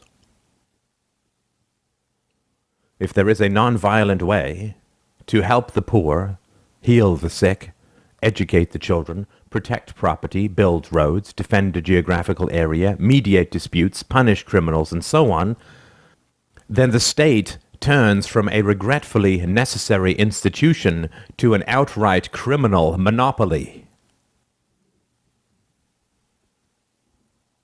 This is a rather large and jagged pill for people to swallow for any number of psychological, personal, professional, and philosophical reasons. Anarchy and morality. Another paradox that anarchy brings into uncomfortable view is the contradiction between coercion and morality. We all, in general, recognize and accept the principle that where there is no choice, there can be no morality.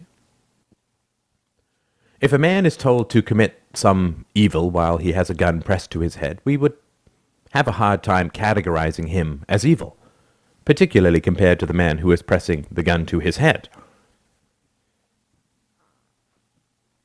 If we accept the Aristotelian view that the purpose of life is happiness, and we accept the Socratic view that virtue brings happiness, then when we deny choice to people, we deny them the capacity for virtue, and thus for happiness.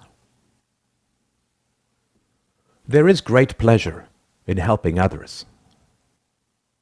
I would certainly argue that it is one of the greatest pleasures, outside of love itself, which encompasses it.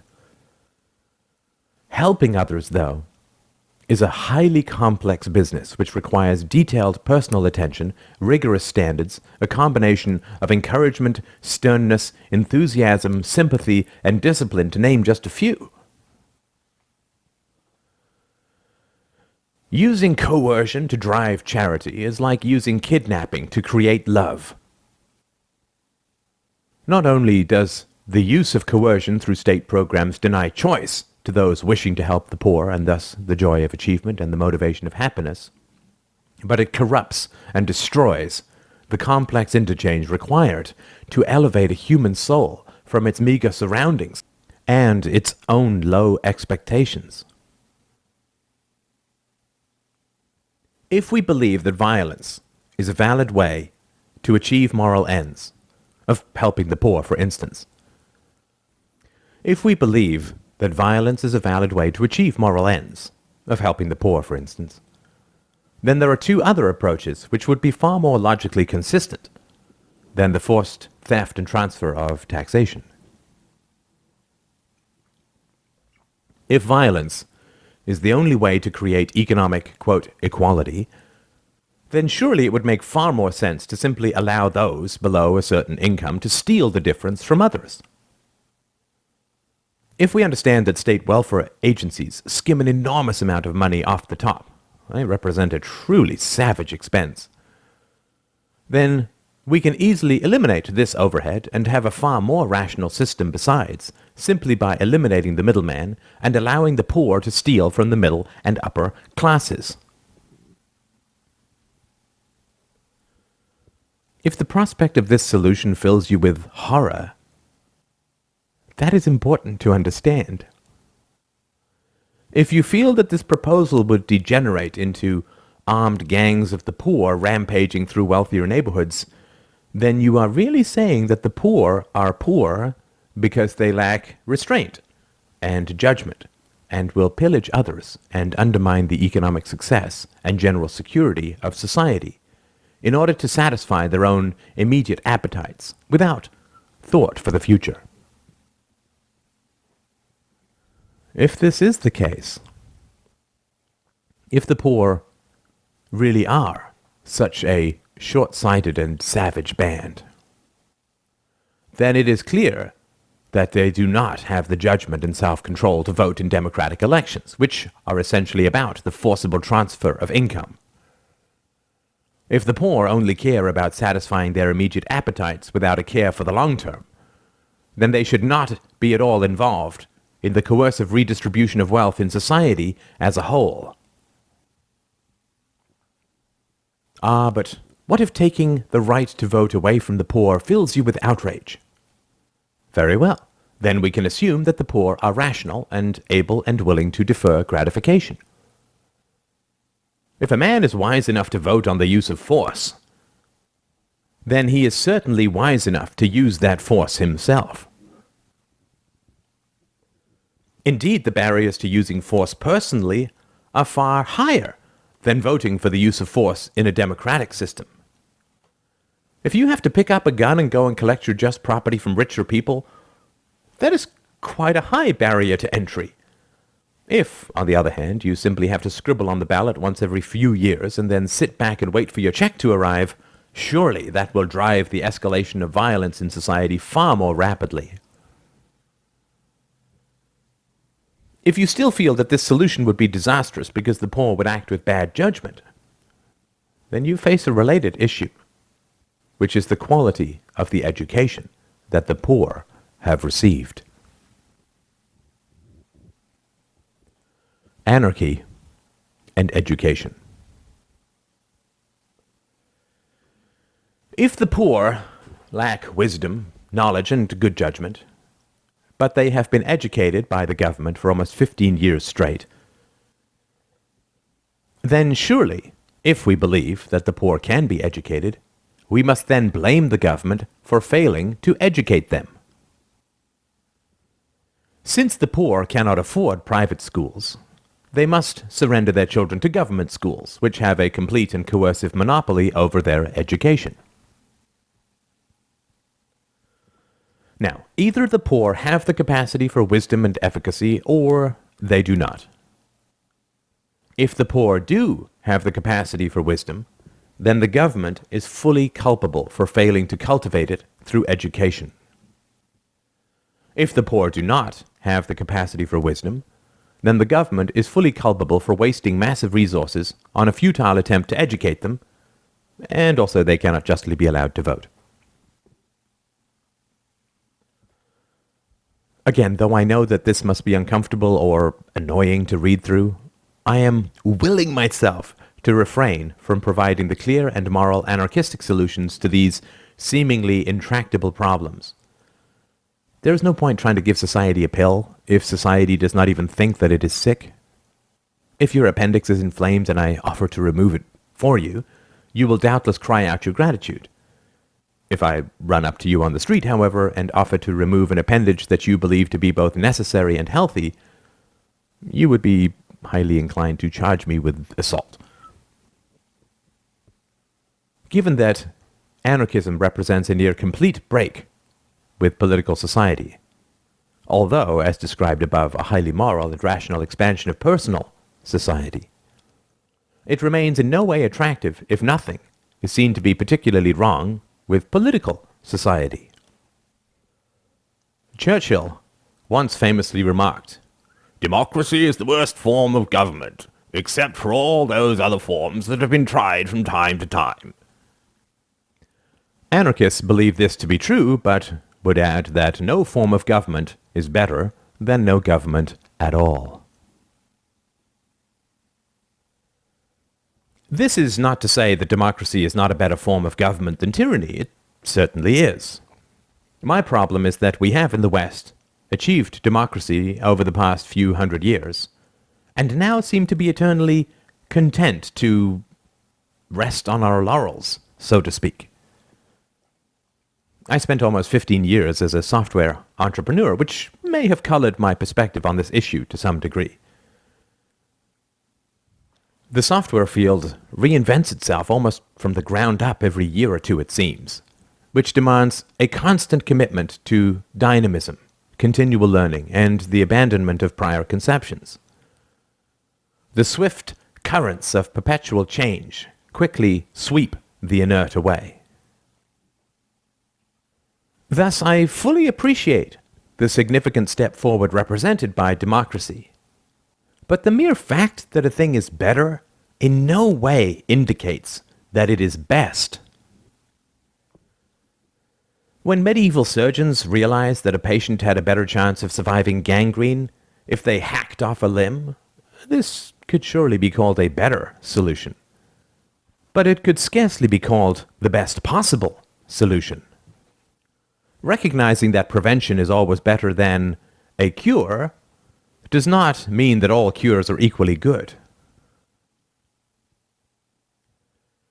I have no doubt whatsoever that the first caveman to figure out how to start a fire shared his knowledge with his tribe, and they all sat in a cave with their feet pointed towards the flickering flames, warm in the midst of a winter chill for the first time, and grunted at each other, "Well, it can't possibly get any better than this."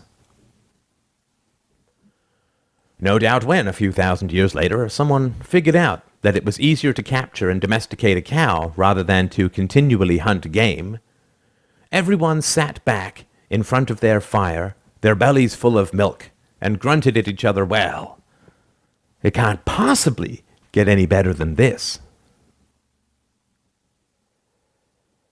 These things are genuine improvements, to be sure, and we should not ever fail to appreciate the progress that we make. But neither should we automatically and endlessly assume that every step forward is the final and most perfect step and that nothing can ever conceivably be improved in the future. Democracy is considered to be superior to tyranny, and rightly so, I believe, because to some degree it imitates the feedback mechanisms of the free market. Politicians, it is said, must provide goods and services to citizens who provide feedback through voting. It would seem to be logical to continue to extend that which makes democracy work further and further. If I find that, as a doctor, I infect fewer of my patients when I wash one little finger, then surely it would make sense to start washing other parts of my hand as well. Really, this is what my approach to anarchism is fundamentally about. If voluntarism and feedback, a quasi-market, is what makes democracy superior, then surely we should work as hard as possible to extend voluntarism and feedback, particularly since we have the example of real markets which work so spectacularly well. Anarchy and reform. There is a great fear among people, or a great desire to be more accurate, with regards to abandoning this system when the perception exists that it can be reformed instead. Democracy is messy, it is said. Politicians pander to special interests, court voters with free goodies, manipulate the currency to avoid directly increasing taxes, create endless and intractable problems in the realms of education, welfare, incarceration, and so on. But let's not throw the baby out with the bathwater. If you have good ideas for improving the system, you should get involved, not sit back in your armchair and criticize everything in sight.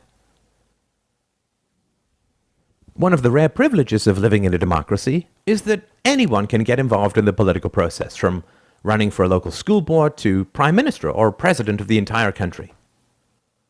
Letter-writing campaigns, grassroots activism, blogs, associations, clubs, you name it, there are countless ways to get involved in the political process.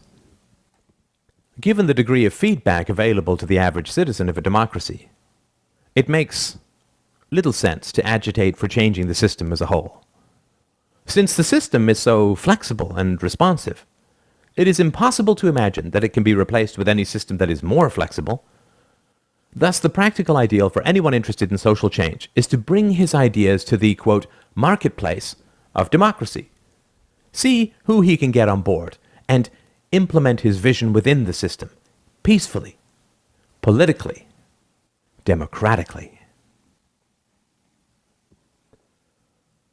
This is a truly wonderful fairy tale, which has only the slight disadvantage of having nothing to do with democracy whatsoever. When we think of a truly free market, otherwise known as the free market, we understand that we do not have to work for years and years and give up thousands of hours and tens or hundreds of thousands of dollars to satisfy our wishes.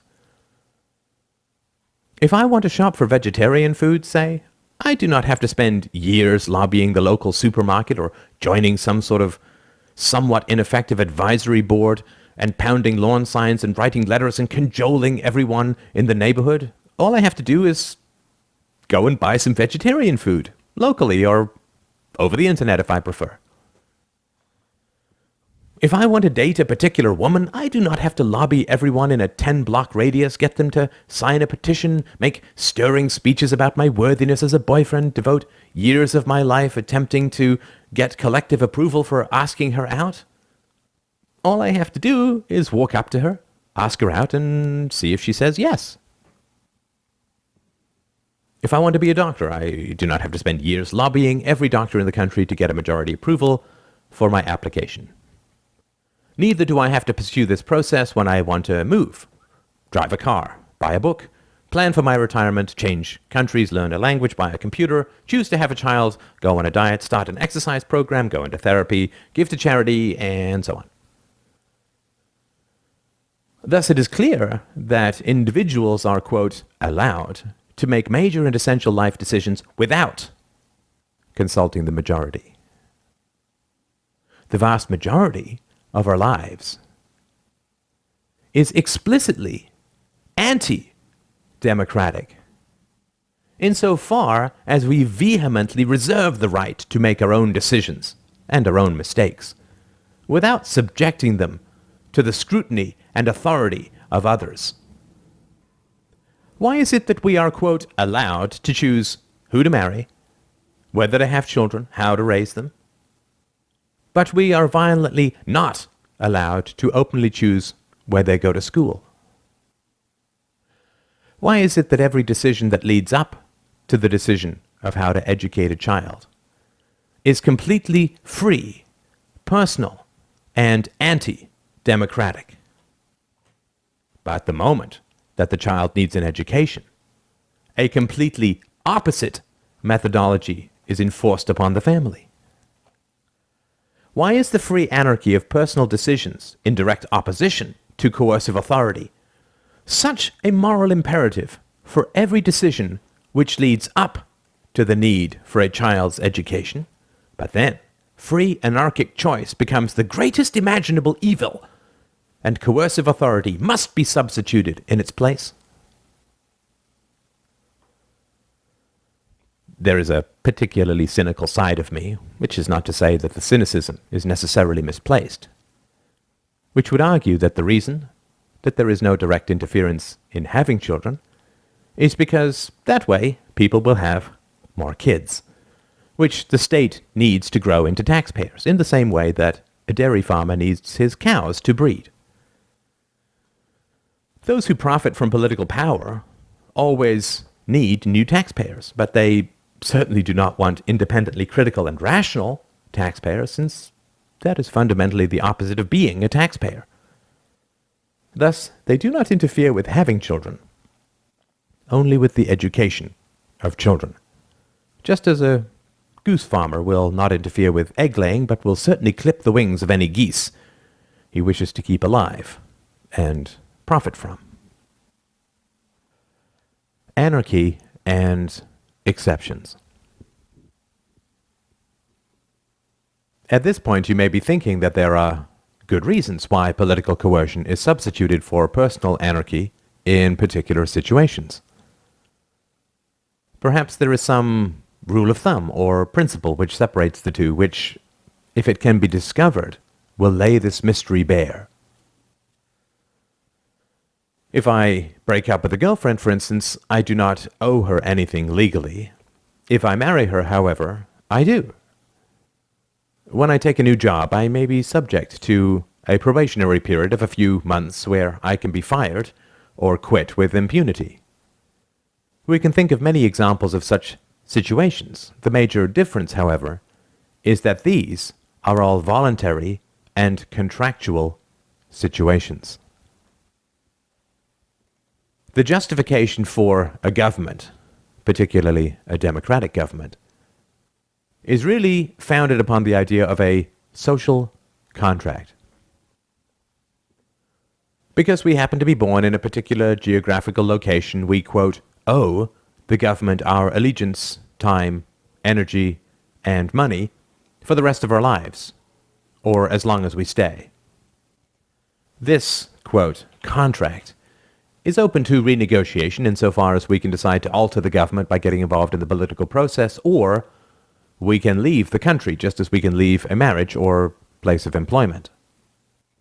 This argument, which goes back to Socrates, is based upon an implied contract that remains in force as long as we ourselves remain within the geographical area ruled over by the government.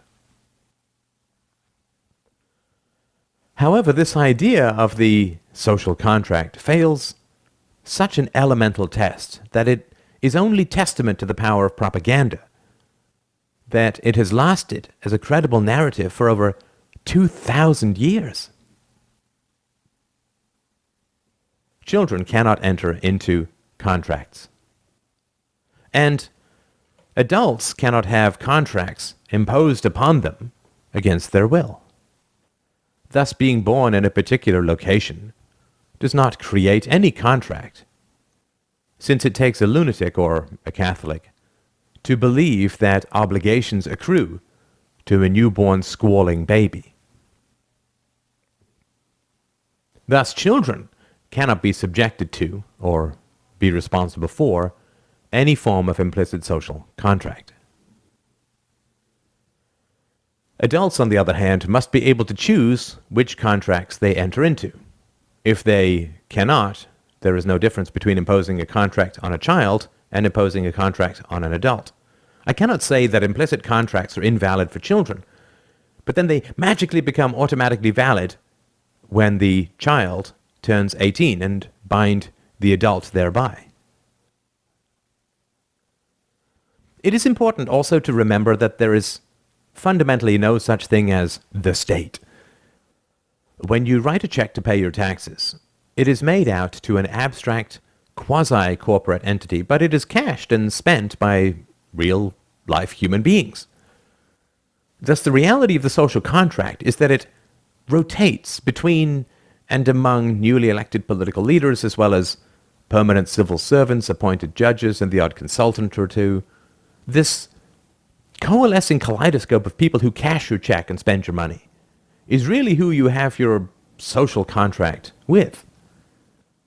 This can occur in the free market as well, of course. When you take out a loan to buy a house, your contract is with the bank, not your loan officer, and does not follow him when he changes jobs.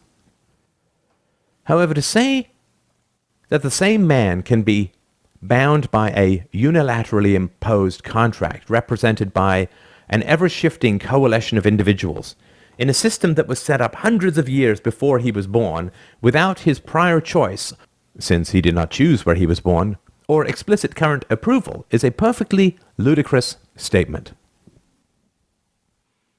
We can generally accept as unjust any standard of justice that would disqualify itself. When we are shopping, we would scarcely call it a sale if prices have been jacked up 30%. We would not clip a coupon that added $1 to the price of whatever we were buying. In fact, we would not call this a coupon at all. If we examine the concept of the social contract, which is claimed as a core justification for the existence of a government, it is more than reasonable to ask whether the social contract would justly enforce the social contract itself. In other words, if the government is morally justified because of the ethical validity of an implicit and unilaterally imposed contract, will the government itself defend implicit and unilaterally imposed contracts? If I start up a car dealership and automatically, quote, sell a car to everyone in a 10-block radius, and then send them a bill for the car they have bought, and send them the car as well, and bind their children for eternity in such a deal as well, would the government enforce such a contract? I think that we all know the answer to that question. If I attempted to bring a social contract to an agency that claims as its justification the existence and validity of the exact same social contract, it would laugh in my face and call me insane. Are you beginning to get a clear idea of the kind of moral and logical contradictions that a statist system is based upon? Many times throughout human history, certain societies have come to the valid conclusion that an institution can no longer be reformed, but must instead be abolished. The most notable example is slavery, but we can think of others as well, such as the unity of church and state, oligarchical aristocracy, military dictatorships, human or animal sacrifices to the gods, rape as a valid spoil of war, torture, pedophilia, wife abuse, and so on. This does not mean, of course, that all of these practices and institutions have faded from the world, but it does mean that in many civilized society the essential debate is over and was not settled with the idea of, quote, reforming institutions such as slavery. The origin of the phrase rule of thumb came from an attempt to reform the beating of wives and restrict it to beating your wife with a stick no wider than your thumb. This practice was not reformed, but rather abolished. However well-intentioned these reforms may have been, we can, at best, only call them ethical in terms of halting steps towards the final goal, which is the elimination of a concept of wife-beating as a moral norm at all. In the same way, some reformers attempted to get slave owners to beat their slaves less, or at least less severely, but with the hindsight of history and our further moral development, we can see that slavery was not fundamentally an institution that could ever be reformed, but rather had to be utterly abolished. We can find encouragement in such reforms only to the degree that they reduced suffering in the present, while hopefully spurring on the goal of abolishing slavery. Any moralist who said that getting rid of slavery would be a criminal and moral disaster of the first order, but instead encouraged slaves to attempt to work within the system, or counseled slave owners to voluntarily take on the goal of treating their slaves with less brutality, could scarcely be called a moralist, at least by modern standards. Instead, we would term such a reformer as a very handy apologist for the existing brutality of the system. by pretending that the evils inherent in slavery could be mitigated or eliminated through voluntary internal reform, these moralists actually slowed or stalled the progress towards abolition in many areas. By holding out the false hope that an evil institution could be turned to goodness, these sophists blunted the power of the argument from morality, which is that slavery is an inherent evil and thus cannot be reformed.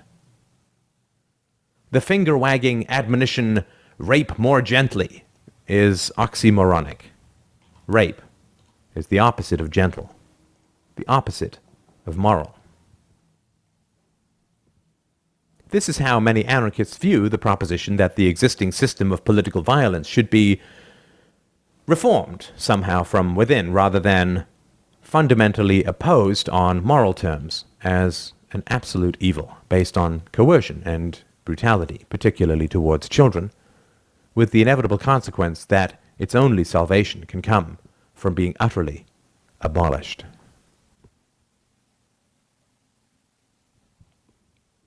Anarchism and political realities. Along with the anarchistic moral arguments against the use of force to solve problems come many well-developed economic arguments against the long-term stability of any democratic political system. To take just one example, let's look at the problem of unequal incentives. In the United States, thousands of sugar producers receive massive state subsidies and coercive protection from foreign competitors. Benefits which have been in place, for the most part, since the close of the War of 1812. Although $1.2 billion was spent in 2005 subsidizing sugar production, the majority of the money goes to a few dozen growers. These sugar subsidies cost the U.S. economy billions of dollars annually, while netting major sugar producers millions of dollars a year each. The average American consumer would have to fight for years, spend untold hours and dollars attempting to overturn the subsidies in Congress to save, a few dollars a year apiece? None but a lunatic would attempt it. On the other hand, of course, these sugar growers will spend whatever time and money it takes to preserve their massive influx of cash. It is not that hard to figure out who will present stronger incentives, to say the least, to Congress. It is not that hard to figure out just who will donate as much as humanly possible to a congressman's run. It is embarrassingly easy to figure out who will keep calling the congressman at 2 o'clock in the morning with dire threats should he dare to question the value of the subsidies and promises of money if he refrains. Politicians, like so many of us, take the rational path of least resistance. A congressman will receive no thanks for killing these subsidies and returning a few unproven and ignored dollars to his average constituent's pocket. Such a benefit would scarcely even be noticed. However, the sugar growers would raise bloody hell to the very skies, as would all their employees, their hangers-on, the professionals they employ, and anyone else who benefits from the concentration of illicit wealth they enjoy. Furthermore, should the subsidies be somehow cut and the price of a candy bar dropped a nickel, all that would happen is that some other politician would impose a tax of, say, about a nickel on candy bars. To save the children's teeth, of course. Thus generating more cash for him to hand out and utterly nullifying any benefit to the consumer. Would any rational politician pursue a policy that would enrage his supporters, strengthen his enemies, and win no new friends? Of course not. Thus it is clear to see that while no incentive exists to do the right thing, every conceivable incentive exists to do the wrong thing. In the case of sugar subsidies, the sting to the consumer is only a few dollars a year. Multiply this, however, thousands and thousands of times over for each special interest group, and we can see how the taxpayer will inevitably die a death, not by beheading, but rather by the tiny bites of 10,000 mosquitoes each feeding its young by feasting on a droplet of his blood.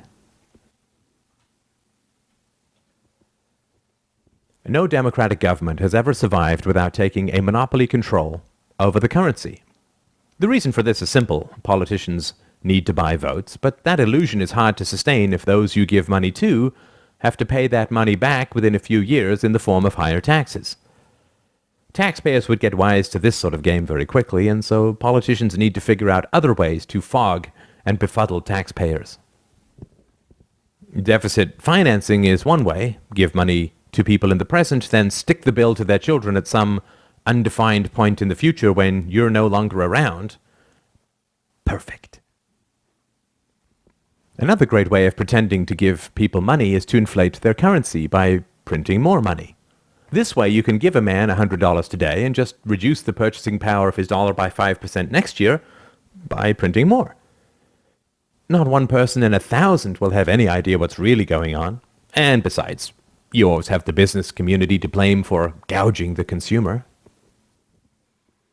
Another solution is to promise public sector unions large increases in salary, which only really take effect towards the end of your office so that the next administration gets stuck with the real bill. Also, you can sign perpetual contracts, giving them plenty of medical and retirement benefits, the majority of which will only kick in when they get older, long after you're gone. Alternatively, you can sell long-term bonds that give you the cash right now while sticking future taxpayers in 10, 20, or 30 years with the bill for repaying your principal and accumulated interest. One other option is to start licensing everything in sight. Building permits, hot dog stand permits, dog licenses, and so on. Thus, grabbing a lot of cash up front and leaving your successors to deal with the diminished tax base from lower economic activity in the future. Or you can buy the votes of apartment dwellers with rent control, leaving the next few administrations to deal with the inevitable resulting apartment shortage. This list can go on and on. It is a list as old as the Roman and Greek democracies. But the essential point is that democracy is always and forever utterly unsustainable. A basic fact of economics is that people respond to incentives. The incentives in any statist society, democratic, fascist, communistic, socialistic, you name it, are always so unbalanced as to turn the public treasury into a kind of blood-mad, shark-driven feeding frenzy. Well, say the defenders of democracy, but the people can always choose to vote in other people who will fix the system. Well, one of the wonderful aspects of working from first principles and taking our evidence from the real world is that we don't have to believe pious nonsense anymore. Except directly after significant wars, when they need to regrow their decimated tax bases, democratic governments simply never, ever get smaller. The logic of this remains depressingly simple and just as depressingly inevitable. A central question that any voter who claims to wish to be informed must ask is, why is this man's name on the ballot?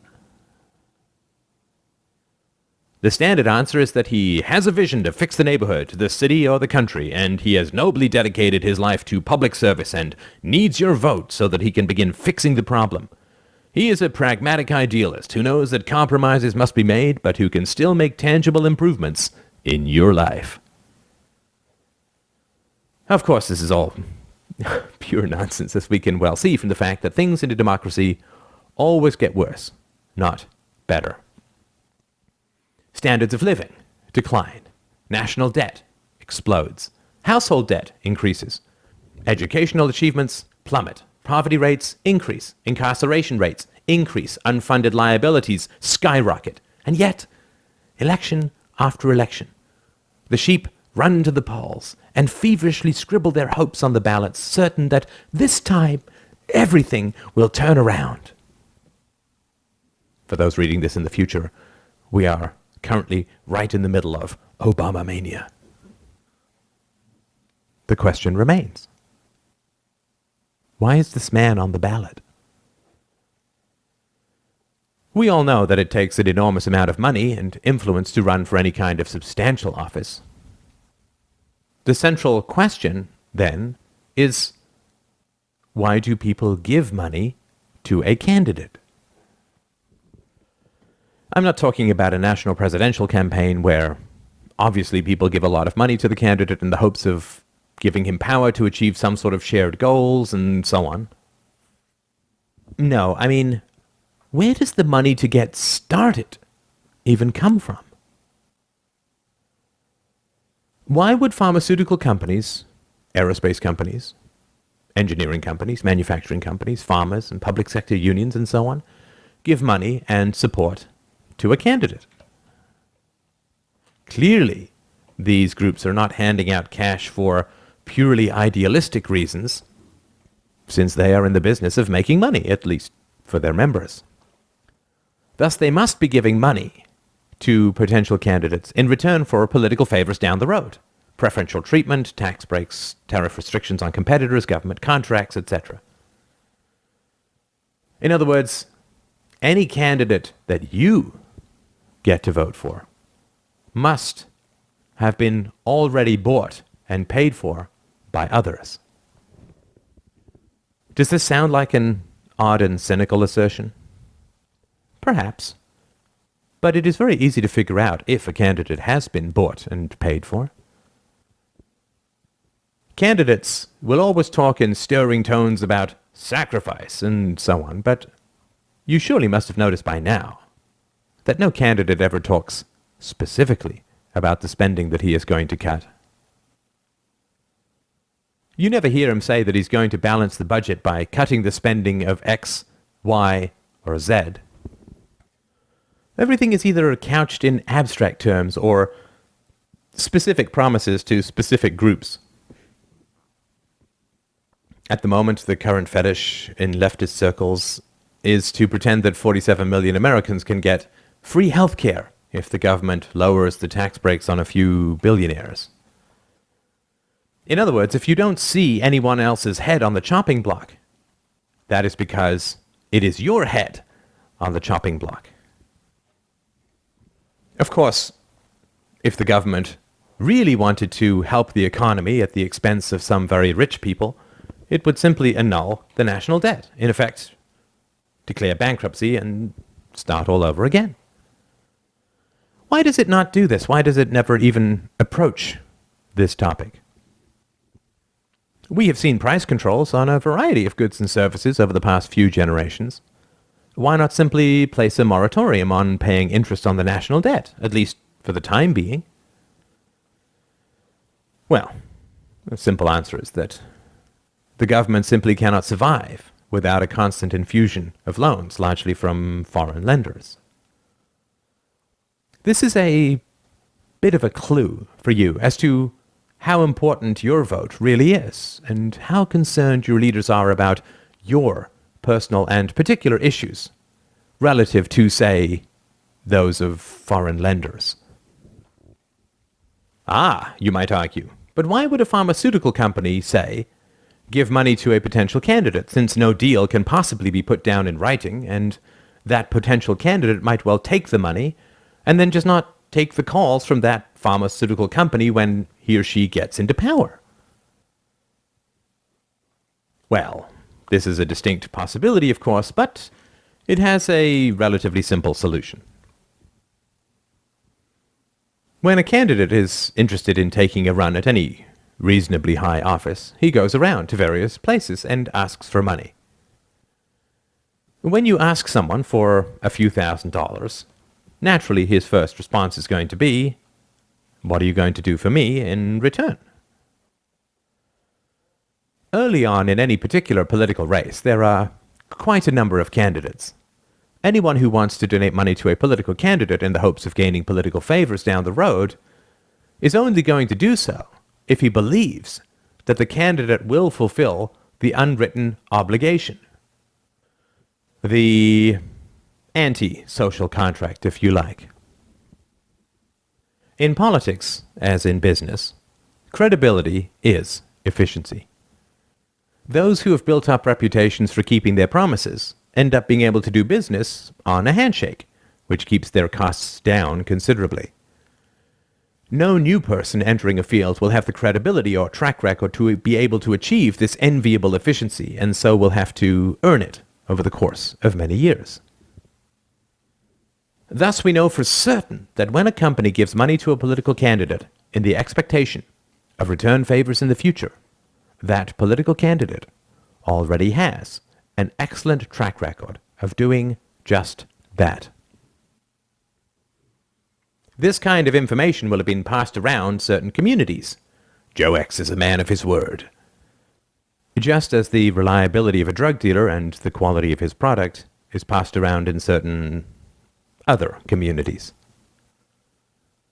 Thus, we know that any candidate who receives significant funding from special interest groups is a man who has consistently proven his, quote, integrity to corruptibility in the past. For if he has no track record, or an inconsistent track record, no one will give him money to get started. Just as a side note, this is a very interesting example of exactly why anarchism will work. We do not need the state to enforce contracts, since the state itself functions on implicit contracts that can never be legally enforced. In other words, whenever you see a name on the ballot, you can be completely certain that that name represents a man who has already been bought and paid for over the course of many years, and that those who have paid for him do not have, let us say, your best interests at heart. But we can go one step further. Since all the money that moves around in a political system must come from somewhere, the millions of dollars that are given to the sugar farmers must come from taxpayers, we can be sure that just about every benefit that special interest groups seek to gain comes at your expense. Pharmaceutical companies want an extension on their patents so they can charge you more money. Domestic steel companies want to increase barriers against imported steel so they can charge you more money. If a government union wants additional benefits, that will cost you. If the police want to expand the war on drugs, that will cost you security, safety, and money. Whoever strives to benefit from the public purse has their hand groping towards your pocket. Thus, it is perfectly fair and reasonable to remind you that every name that you see on the ballot is diametrically opposed to your particular and personal interests, since they have been paid for by people who want to rob you blind. Another aspect of democracide is the inevitable and constant escalation of public spending necessary to achieve or maintain political power.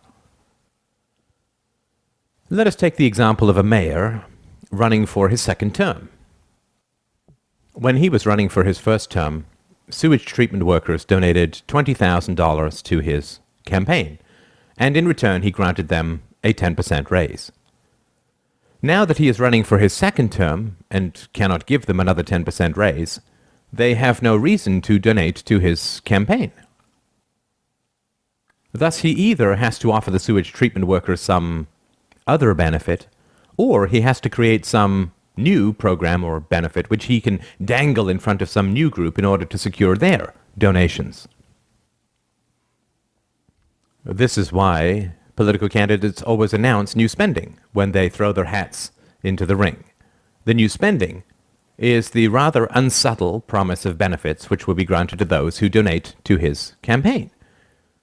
A new stadium, a new convention center, a new bridge, a new arts program, new housing projects, highway expansions, and so on. All of these inevitably and permanently raise the high watermark of government spending and are an absolute requirement of running for office.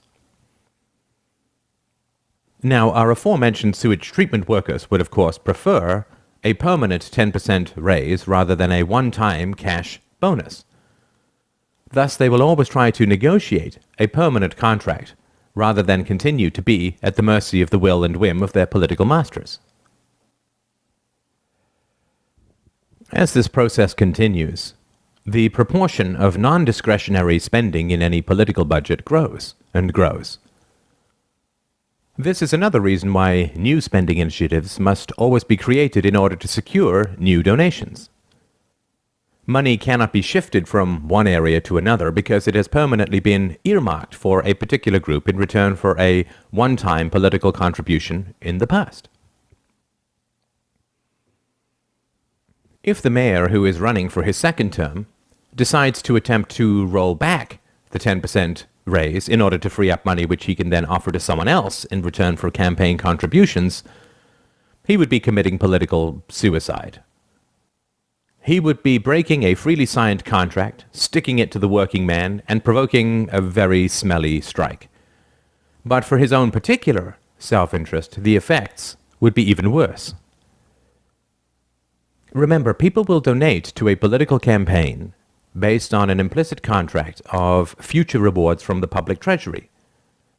If a candidate attempts to roll back benefits that he has distributed previously in return for donations, not only will he incur the wrath of the existing special interest group, but he will be revealed as a man who breaks his implicit and unenforceable contracts.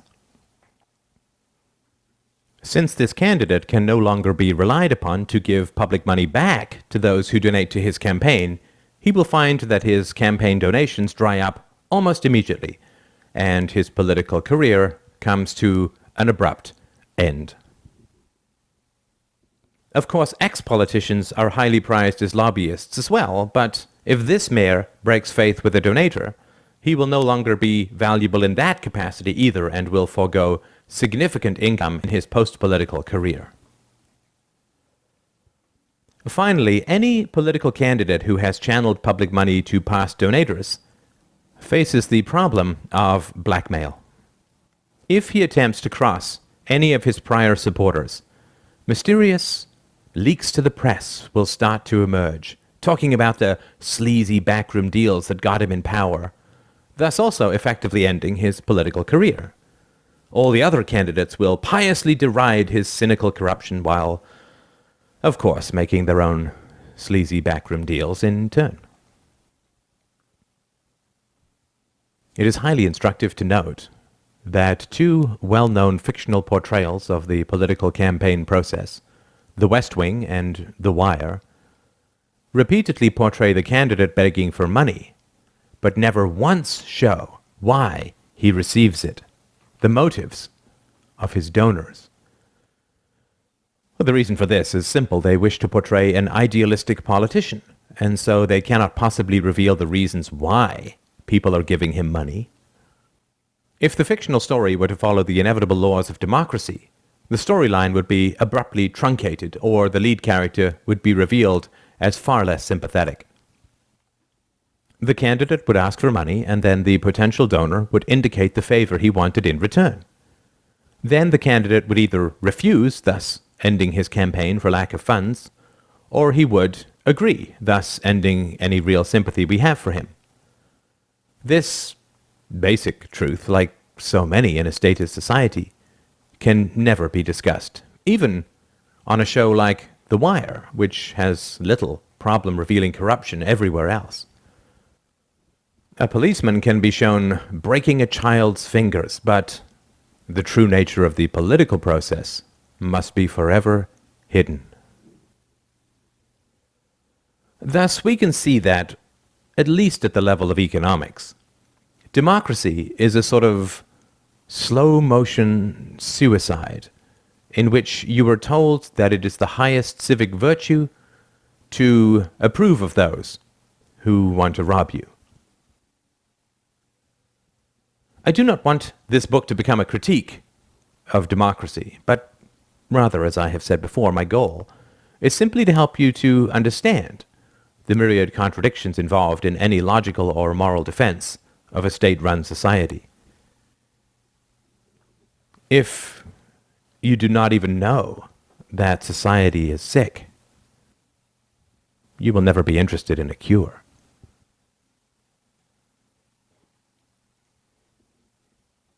The social challenges of anarchism. In the interests of efficiency, both yours and mine, I have decided to keep this book as short as possible. If I have not shown you at least some of the logical and moral problems with our existing way of organizing society by now, I doubt that I shall ever be able to. If we accept that perhaps some of the criticisms of statism presented in this little book are at least potentially somewhat valid, one essential question remains. If you can easily understand the above simple and effective criticisms, compared to, say, the mathematics behind the theory of relativity, then the question must be asked. Why have you never heard of these criticisms? This question packs more of a punch than you may realize. If I put forward the charge that our society is currently organized along the principles of violence, control, and brutal punishment, but you have never heard this argument before, despite the eager talents of tens of thousands of well-paid intellectuals, professors, pundits, journalists, writers, and so on, there must be some reason, or series of reasons, why such a universal silence remains in place. The standards of proof for startling new theories must be raised exactly to the degree that those new theories are easy to understand. New theories that are very hard to understand are easier to accept as potentially true, simply because of their difficulty. New theories that are very easy to understand, however, face a far higher hurdle, since they must be able to explain why they have not been understood, discussed, or disseminated before. In this final section, I will talk about why I think anarchism is almost never openly discussed, and is in fact constantly scorned, feared, and derided. And I will present what I think is an interesting paradox, which is that the degree to which anarchism remains undiscussed is exactly the degree to which anarchism will undoubtedly work. Anarchism and academia. Let's have a look at academia, focusing on the arts, where anarchism could be a potential topic. Areas such as political science, economics, history, philosophy, sociology, etc. It's true that a few intellectuals have had successful careers while expressing sympathy for anarchism. On the left, we have the example of Noam Chomsky. In the libertarian camp, we have the example of Murray Rothbard. However, the vast majority of academics simply roll their eyes if and when the subject of anarchism as a viable alternative to a violence-based society ever arises. To understand this, the first thing that we need to recognize about academia is that, since it is highly subsidized by governments, demand vastly outstrips supply. In other words, there are far more people who want to become academics than there are jobs in academia. Normally, what would occur in this situation, were academia actually part of the free market, is that wages and perks would decline to the point where equilibrium would be reached. At the moment, academics get several months off during the summer, do not labor under oppressive course loads, are virtually impossible to fire once they reach tenure, get to spend their days reading, writing, and discussing ideas, which many of us would consider a hobby, travel with expenses paid to conferences, receive high levels of social respect, get paid sabbatical leaves, a full array of highly lucrative benefits, and can choose comfortable retirements or continued involvement in academia as they see fit, and often make salaries in the six figures to boot. Given the number of non-monetary benefits involved in being an academic, in a free market situation, wages would fall precipitously or job requirements would rise. However, since academics, particularly in the US, basically work under the protection of a highly subsidized union, this does not occur. Since the job itself is so innately desired by so many people, what results is a seller's market, in which dozens of qualified candidates jostle for each individual job. Like Angelina Jolie in a nightclub, those with the most to offer can be enormously picky. Also, since academics cannot be fired, if a department head hires an unpleasant, troublesome, difficult, or just unnerving person, he will have to live with that decision for the next 30-odd years. If divorce became impossible, people would be much more careful about choosing compatible spouses. This is one simple and basic explanation for the exaggerated politeness and conviviality in the world of academia. People who are cantankerous, or who ask uncomfortable questions, or who reason from first principles and thus eliminate endless debating, or whose positions place into question the value and ethics of those around them, simply don't get hired. In a free market situation, original and challenging thinking would be of great interest to students who would doubtless pay a premium to be mentally stimulated in such a way. However, since the majority of funding in academia comes from governments, students have virtually no influence over the hiring of professors. Let us imagine the progress of a wannabe anarchist graduate student. In his undergraduate classes, he will annoy the professors and irritate his fellow students by asking uncomfortable questions that they cannot answer. If he talks about the violence that is at the root of state funding, he will also be open to the charge of rank hypocrisy, which I can assure you will be lavishly supplied, since he is accepting state money in the form of a subsidized university education. His implicit criticism of his professors, that they are funded and secured through violence, will be highly annoying to them. Although this anarchist may grind his discontented way through an undergraduate degree, he will find it very hard to get any kinds of letters of reference from his professors to gain entrance into graduate school. If a professor talks about the applicant's anarchism in his letter of recommendation, anyone evaluating such a letter will be utterly bewildered as to why such a recommendation is being made, thus devaluing any such letters from said professor in the future.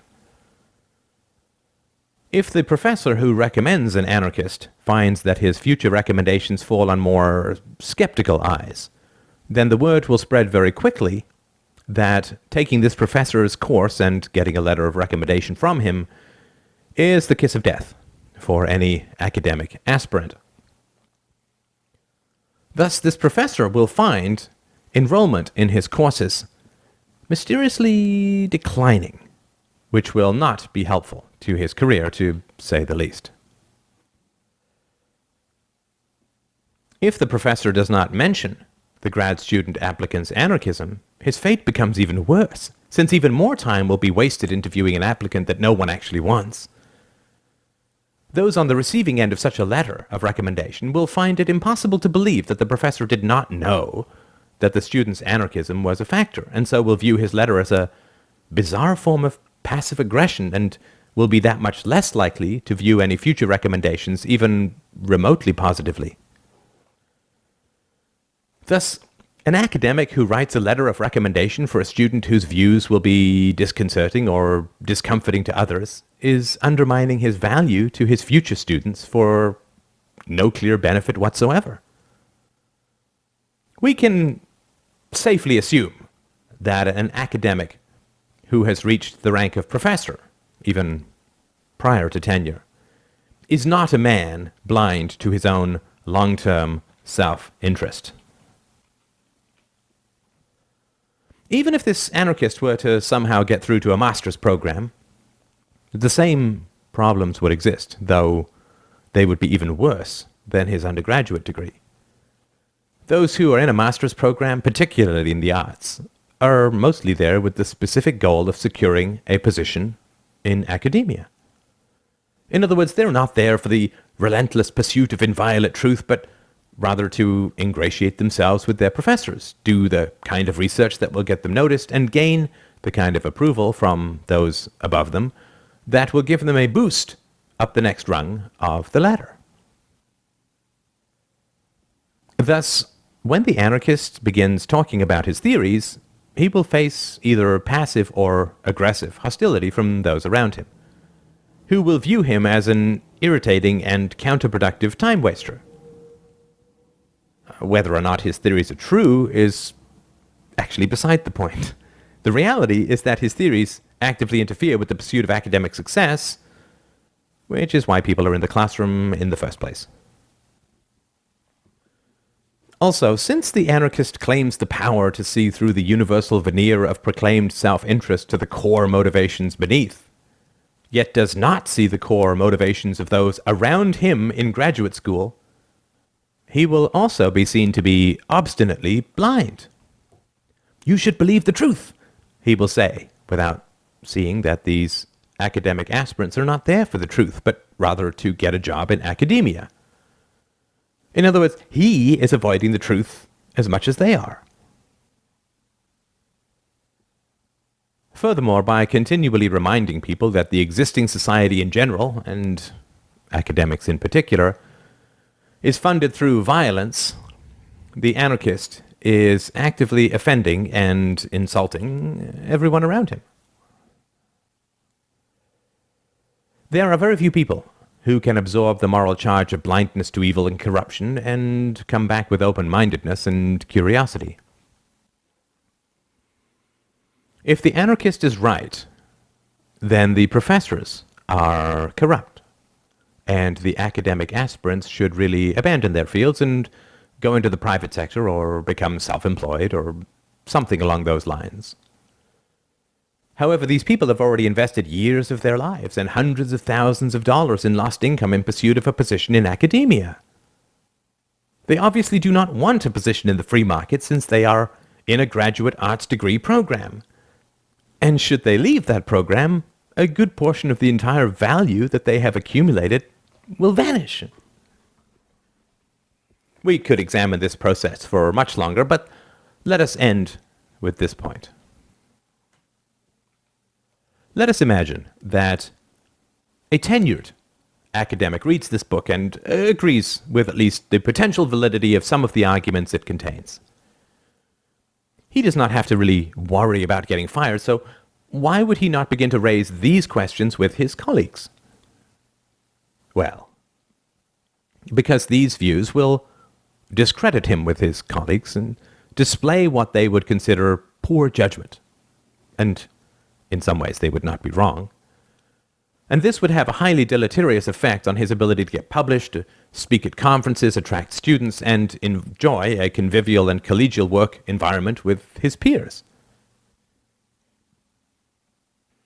He will thus harm his own pleasure, career, and interests without changing anyone's mind about anarchism, so why would he pursue such a course? When an environment is corrupt, rational self-interest is automatically and irredeemably corrupted as well. We can see this easily in the realm of politics, but it's harder to see in the realm of academia. Before I started this section, I said that I would present an interesting paradox, which is that the degree to which anarchism remains undiscussed is exactly the degree to which anarchism will, undoubtedly, work. Anarchism is fundamentally predicated on the basic reality that violence is not required to organize society. Violence in the form of self-defense is acceptable, of course, but the initiation of the use of force is not only morally evil, but counterproductive from a pragmatic standpoint as well. Now, anarchism, at least as I approach it, is not a form of relentless pacifism which rejects any coercive responses to violence. My formulation of an anarchist society is one which has perfectly powerful and capable mechanisms for dealing with violent crime, in the absence of a centralized group of criminals called the state. In fact, an anarchistic society will undoubtedly deal with the problems of violent crime in a far more proactive and beneficial manner than our existing systems, which, in fact, do far more to provoke violence and criminality than they do to reduce or oppose it.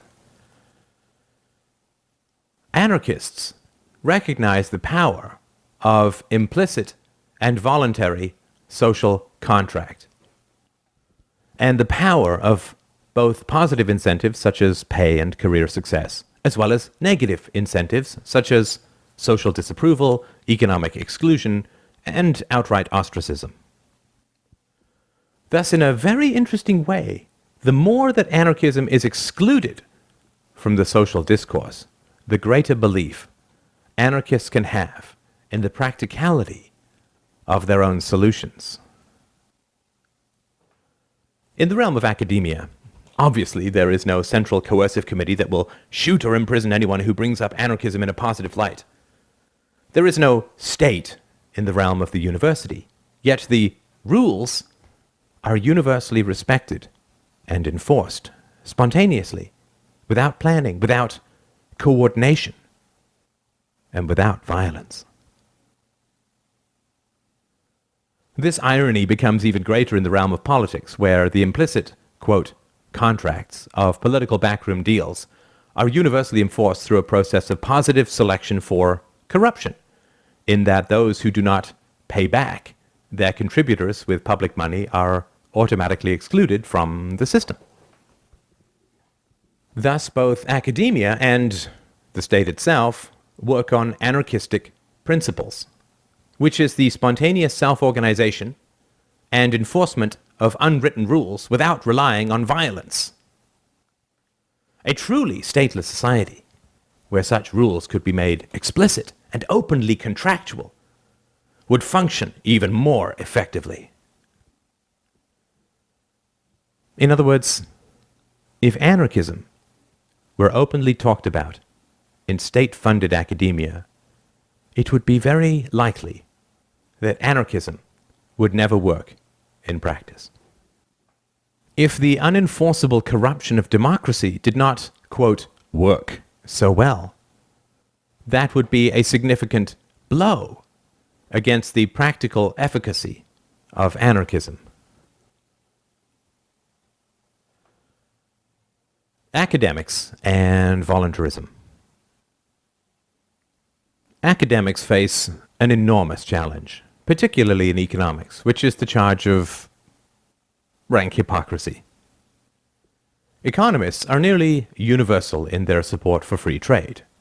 Yet, of course, most economists work in state-funded or state-supported institutions, such as universities, the World Bank, the IMF, and so on.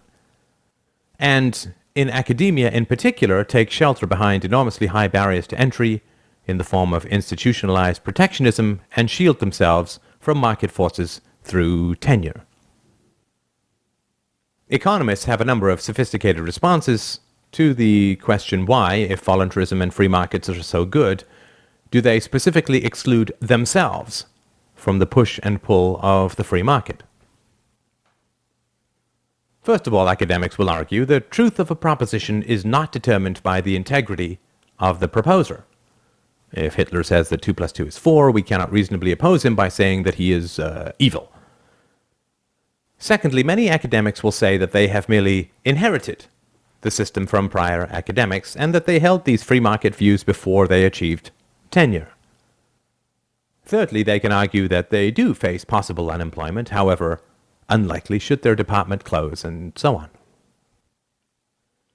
These are all very interesting arguments and are worthy of our attention, I think, but are fundamentally irrelevant to the question of academia. It is a common defense of hypocritical intellectuals to say that their arguments cannot be judged by their own contradictory behavior, but must be viewed on their own merits. But this argument does become rather tiresome after a while. To see what I mean, let us imagine a man named Bob, who claims that his sole professional goal in life is motivating others to lose weight by following his diet. He continually proclaims that it is very important to be slim, that only his diet will make you slim, but strangely enough, Bob himself remains morbidly obese.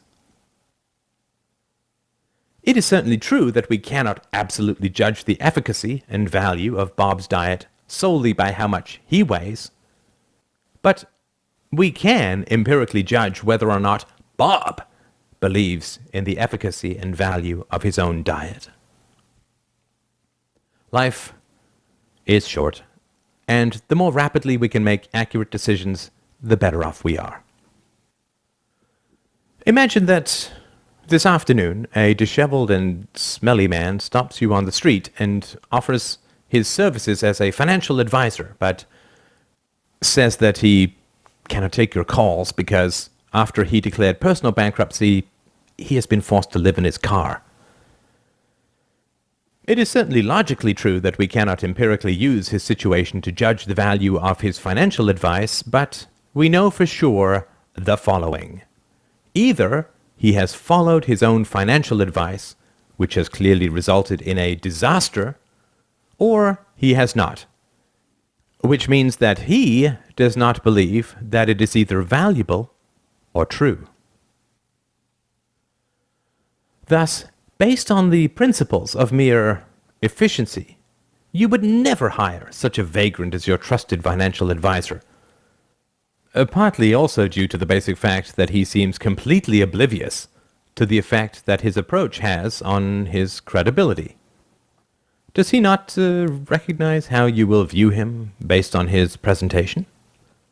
If he does not realize how he appears to you, this also indicates his near complete disconnect from reality.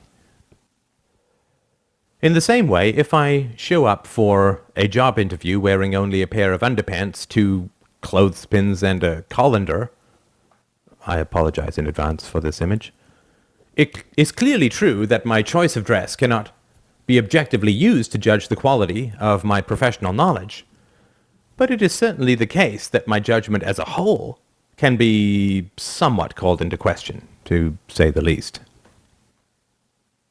If you do not follow your own advice, I cannot ipso facto use that to judge your advice as incorrect, but I certainly can judge that you believe your advice to be incorrect and make a completely rational decision about its value thereby. Academics claim that their teachings are designed to have some effect in the outside world. No medical school teaches Klingon anatomy because such, quote, knowledge would have no effect in the world. Economists teach ideas so that better solutions can be implemented in the real world, which we know because they constantly complain that governments ignore their economic advice. In other words, they are frustrated because politicians constantly choose personal career goals over objectively valuable actions and decisions. If I am trying to sell a diet book and I am morbidly obese, obviously that totally undermines my credibility. What is the best way for me to increase my credibility? Is it for me to endlessly complain that other people just don't seem to believe in my diet? Of course not. The simple solution is for me to apply my efforts to that which I actually have control over, my own eating, and stop nagging other people to do what I obviously do not want to do. This way, I can actually gain even more credibility than I would have had if I had been naturally slim to begin with. Since most people who want to diet are overweight, surely a man who loses a lot of weight and keeps it off by following his own diet has even more credibility. What does this translate to in the realm of academics? Well, almost all economists accept that free trade is the best way to organize economic interactions. Thus, they have the enormous collective advantage of already sharing common ideals, which is scarcely the case with politicians and other groups that economists criticize for failing to implement free trade. If economists believe that free market voluntarism is the best way to organize interactions, and clearly they have far more control over their own profession than they do over governments, then they should work as hard as they can to apply those principles to their own profession, to lose their own excess weight, so to speak, rather than endlessly nag other people to follow the diet that they themselves reject. Thus, rather than lecture about the virtues and values of a voluntary free market, with the clear goal of changing the behavior of others, economists should get together and change their own profession to reflect the values that they expect others to follow.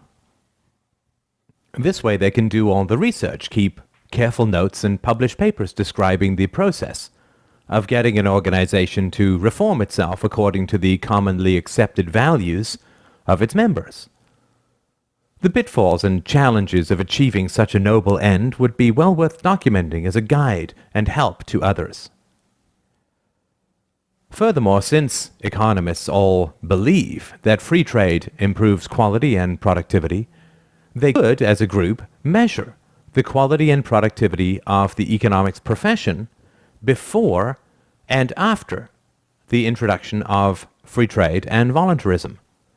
This would be an enormously valuable body of research and would empirically support the case for going through the challenges of undoing protectionism within a profession. Since academics very much want to have an effect on the outside world, by far the best way of achieving that goal is to reform their own profession to reflect the values that they already profess and hold as a group. They can then bring their own experience, not to mention integrity, to bear on the far greater challenges of helping governments and other organizations reform themselves. It is quite fascinating that economists, to my limited knowledge at least, have produced virtually endless studies on the negative effects of protectionism in every conceivable field except their own. If economists do take on the challenge of reforming their own profession according to their own commonly held values, then either such a revolution will succeed or it will not. If the revolution succeeds, academics would have the theoretical understanding, empirical evidence, and professional credibility to bring their case for free trade to others with a far greater chance of being successful. If the revolution does not succeed, then clearly economists would have to give up the pretense that their arguments could ever have any effect on the outside world, and could begin the process of dismantling their own profession, since it would be revealed as little more than a fraud, the selling of a diet that was impossible to follow.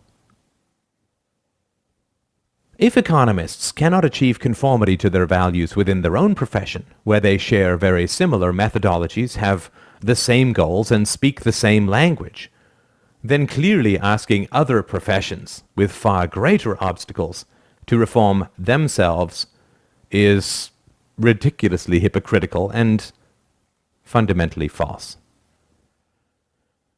I am sure that economists have far too much personal and professional integrity to take money for snake oil solutions that can never be implemented.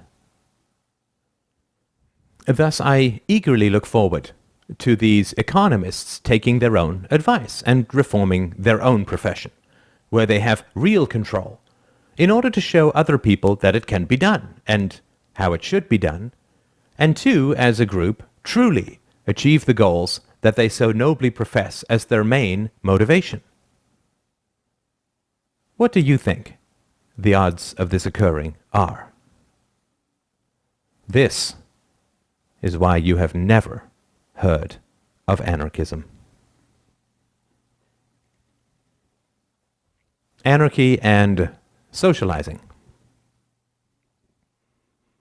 Human beings are so constituted, and I in no way think that this is a bad thing, of course, to be exquisitely good at negotiating cost-benefit scenarios. This ability is fundamental to all forms of organic life, in that those who are unsuccessful at calculating these scenarios are quickly weeded out of the gene pool. But human beings possess this ability at a staggeringly brilliant conceptual level. If you have gotten this far in this book, I can tell at least a few things about you. Obviously, you are curious and open-minded and largely unoffended by original arguments, as long as they at least strive for rationality. I strongly doubt that you are in academia, or, if you are, I fully expect lengthy, obtuse, and condescending attacks on my arguments to appear in my inbox or on your blog within a few hours. Potential academics have, in my experience, been irredeemably hostile to what I do because it puts them in an exquisitely tortuous position. This is particularly the case with my book, Universally Preferable Behavior, A Rational Proof of Secular Ethics. Wannabe academics have to believe that they are motivated by the pursuit of truth, not of tenure. Given that they have to ingratiate themselves with their academic masters, they must also believe that their professors are motivated by the pursuit of truth as well, not of power, salary, and tenure. We can honorably submit ourselves to a moral teacher. We cannot honorably submit ourselves to an amoral teacher. If academics is about the pursuit of truth, then my particular contributions to the field should at least garner some interest, if only because of the success I have had with lay people. However, a wannabe grad student will face extreme anxiety at even the thought of bringing some of my work to the attention of his professors, because he knows what their reaction will be: scorn, dismissal, cynical laughter, or genial bewilderment. And also that by bringing my work to his professors, he will be undermining the forward progress of his academic career. Thus, what I do is tortuous, particularly to graduate students, because it reveals to them the basic reality of academia, which is that it is not largely to do with the pursuit of truth, but rather is about the currying of influence and favor and the pursuit of career goals, inevitably at the expense of the truth itself. When this is revealed, the long, barren stretch of half a decade or more required to pursue and achieve a PhD becomes a desert that truly feels too broad to cross. The anxiety and despair that my work evokes creates fear and hostility, and it is far easier to take that out on me than to question or criticize the academic system or the professors whose approval these moral heroes depend upon. Furthermore, questioning the moral roots of the system they are embedded in will simply get them ejected from that system, just as anarchistic theory would predict, and will in no way reform that system or change anyone's mind within it or improve the quality of teaching. Thus, those who remain will inevitably tell themselves the comforting lie that the system is flawed, granted, but that leaving it would be to abandon one's post, so to speak, and so the practical and moral thing to do is to struggle through and improve the quality of teaching as best one can in the future. Of course, this is all utterly impossible, but it is a tantalizing mythology that does help the average grad student sleep at night. The reason that I'm talking about these kinds of calculations is that we all face this choice in life when we are presented with a startling and unforeseen argument that we cannot dismantle. Our truly brilliant ability to process cost-benefit scenarios immediately kicks out a series of syllogisms such as the following. Anarchist arguments are valid, but I will never have any influence on the elimination of the state in my lifetime. I will alienate, frustrate, and bewilder those around me by bringing these arguments up. I will not have any influence on the thinking of those around me. If people have to choose between the truth that I bring and their own illusions, they will ditch both me and the truth without as much as a backwards glance. Thus, I will have alienated myself from those around me for the sake of a goal I can never achieve. These sorts of calculations flash rapidly through our minds, resulting in an irritation towards the arguments that can never be directly expressed, and a fear of any further examination of the truth of one's social and professional relations. Society is really an ecosystem of agreed-upon premises or arguments, usually based on tradition. Those who accept the, quote, truth of these arguments find their practical course through the existing social infrastructure enormously eased. They do not ask people to really think. They do not discomfort others with uncomfortable truths. And thus what passes for discourse in the world resembles more two mirrors facing each other, a narrow infinity of empty reflection, if you will pardon the metaphor. When a new idea attempts to enter into the intellectual bloodstream of society, so to speak, those who have placed their bets on the continuance of the existing belief structure react as any biological defense system would, with a combination of attack and isolation. When you get an infection, your immune system will first attempt to kill off the bacteria. If it is unable to do that, it will attempt to isolate it, forming a hard shell or cyst around the infection. In a similar way, when a new idea, quote, infects the existing ecosystem of social thinking, intellectuals will first attempt to ignore it, but then will attempt to kill it off using a wide variety of emotionally manipulative tricks such as scorn, eye-rolling, cynical laughter, aggression, insults, condescension, ad hominem attacks, and so on. If these aggressive tactics do not work for some reason, then the fallback position is a rigid attempt to isolate those who support the new paradigm. These tactics are so staggeringly effective that hundreds or thousands of years can pass between significant new intellectual movements and achievements. The last great leaps forward in Western thinking, it could be argued, occurred around the time of the Enlightenment, several hundred years ago, when the new ideas of the free market and the power and validity of the scientific method emerged. Democracy and the separation of church and state were not new concepts, but were inherited from the expanding interest in Roman jurisprudence that occurred after the 14th century through the rise of cities and the subsequent necessity for more comprehensive and detailed civic laws.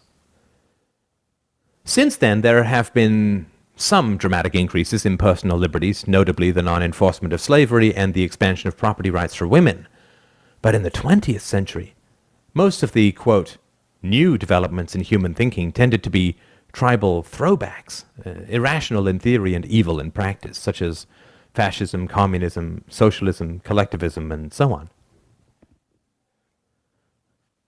Society, quote, survives by accepting a fairly rigid set of unquestionable axioms. If people start poking around at the root of those axioms, they are first ignored, then attacked, then isolated. Individuals have almost no ability to overturn these core axioms within their own lifetimes, and thus it takes a somewhat irrational dedication to truth and reason to take this course. This is also something that I know about you.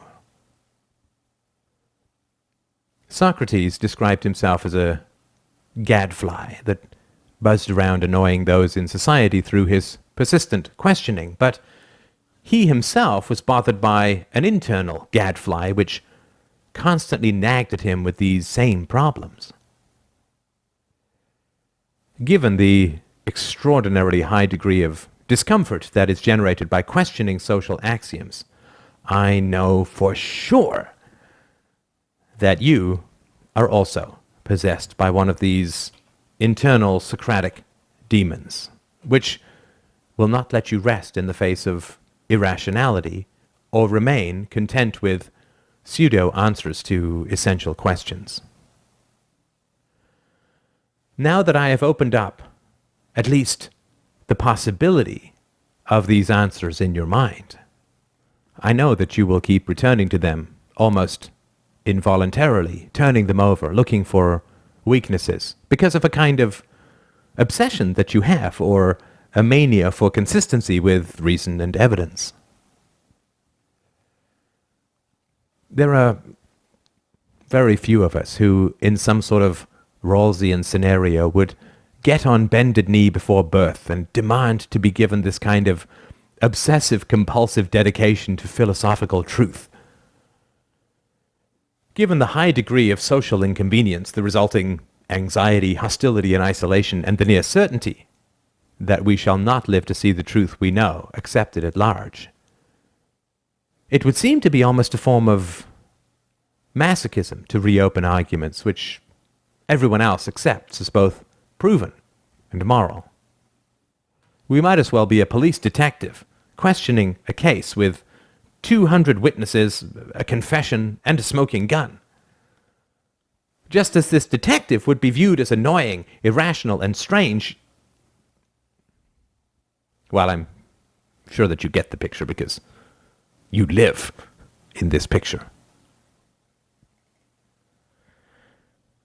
Thus, in attempting to understand the question as to why these ideas, though rational and relatively simple to understand, remain unspoken and unexamined, we can see that any purely practical calculation of the costs and benefits of bringing these issues up, either in academics or in one's own personal social circle, would lead any reasonable person to avoid these thoughts for the same reason that we would give a hissing cobra a wide berth. Of course, the reason that society does progress at all is because all thinking men and women pay at least a surface lip service to the principles of reason and evidence. The corruption and falsification of social discourse that inevitably results from state-funded intellectualism represents an enormously powerful and seemingly overwhelming front that can forever keep a rational examination of core premises at bay. Unfortunately for the academics, though fortunately for us, the rise of the internet has to at least some degree diminished the threat of isolation, so that those of us dedicated to truth at all costs can never be fully isolated from social interactions, even if we must be satisfied with the arm's-length intimacy of digital relationships. Whereas in the past I would have had to endure a crippling and futile isolation from those around me, which would have very likely broken my spirit and my desire for truth at all costs, I can now converse freely with like-minded people at any time, day or night. The cost of the truth at all costs has thus come down considerably, making it a far more attractive pursuit. Anarchism and integrity. Without a doubt, there is no conceivable way to make the case that you should examine or explore anarchy in order to achieve anarchistic goals at a political level. This would be like asking Francis Bacon, the founder of the modern scientific method, to pursue his ideas in order to secure funding for a particle accelerator. When I was younger, I studied acting and playwriting for 2 years at the National Theatre School in Montreal, Canada. On the first day, we eager thespians were told that if we could be happy doing anything other than acting, we should do that other thing. Acting is such an irrational career to pursue that no sane calculation of the costs and benefits would ever lead anyone in that direction. In the same way, if you can be happy and content without examining the core assumptions held by those around you, I would strongly suggest that you never bring up the contents of this book with anyone else. And look at what is written about here as a mere unorthodox intellectual exercises, like examining the gameplay that might result from alternate chess rules. If it is the case, however, that you have a passion for truth, or, as it more often feels, that the truth has an unwavering passion for you, then the discontentedness and alienation that you have always felt can be profitably alleviated through an exploration of philosophical truth. Once we begin to cross-examine our own core beliefs, the prejudices that we have inherited from history, we will inevitably face the feigned indifference, open hostility, and condescending scorn from those around us, particularly those who claim to have an expertise in the matters we explore. This can all be painful and bewildering, it is true. On the other hand, however, once we develop a truly deep and intimate relationship with the truth, and thus, really, with our own selves, we will find ourselves almost involuntarily looking back upon our own prior relationships and truly seeing for the first time the shallowness and evasion that characterized our interactions. We can never be closer to others than we are to ourselves. And we can never be closer to ourselves than we are to the truth. The truth leads us to personal authenticity. Authenticity leads us to intimacy, which is the greatest joy in human relations. Thus, while it is true that while many shallow people will pass from our lives when we pursue the truth at all costs, it is equally true that across the desert of isolation lies a small village. It is not yet a city nor even a town, full of honest and passionate souls where love and friendship can flower free of hypocrisy, selfishness, and avoidance, where curious and joyful self-expression flow easily, where the joy of honesty and the fundamental relaxation of easy self-criticism unifies our happy tribe in our pursuit and achievement of the truth. The road to this village is dry and long and stony and hard. I truly hope that you will join us.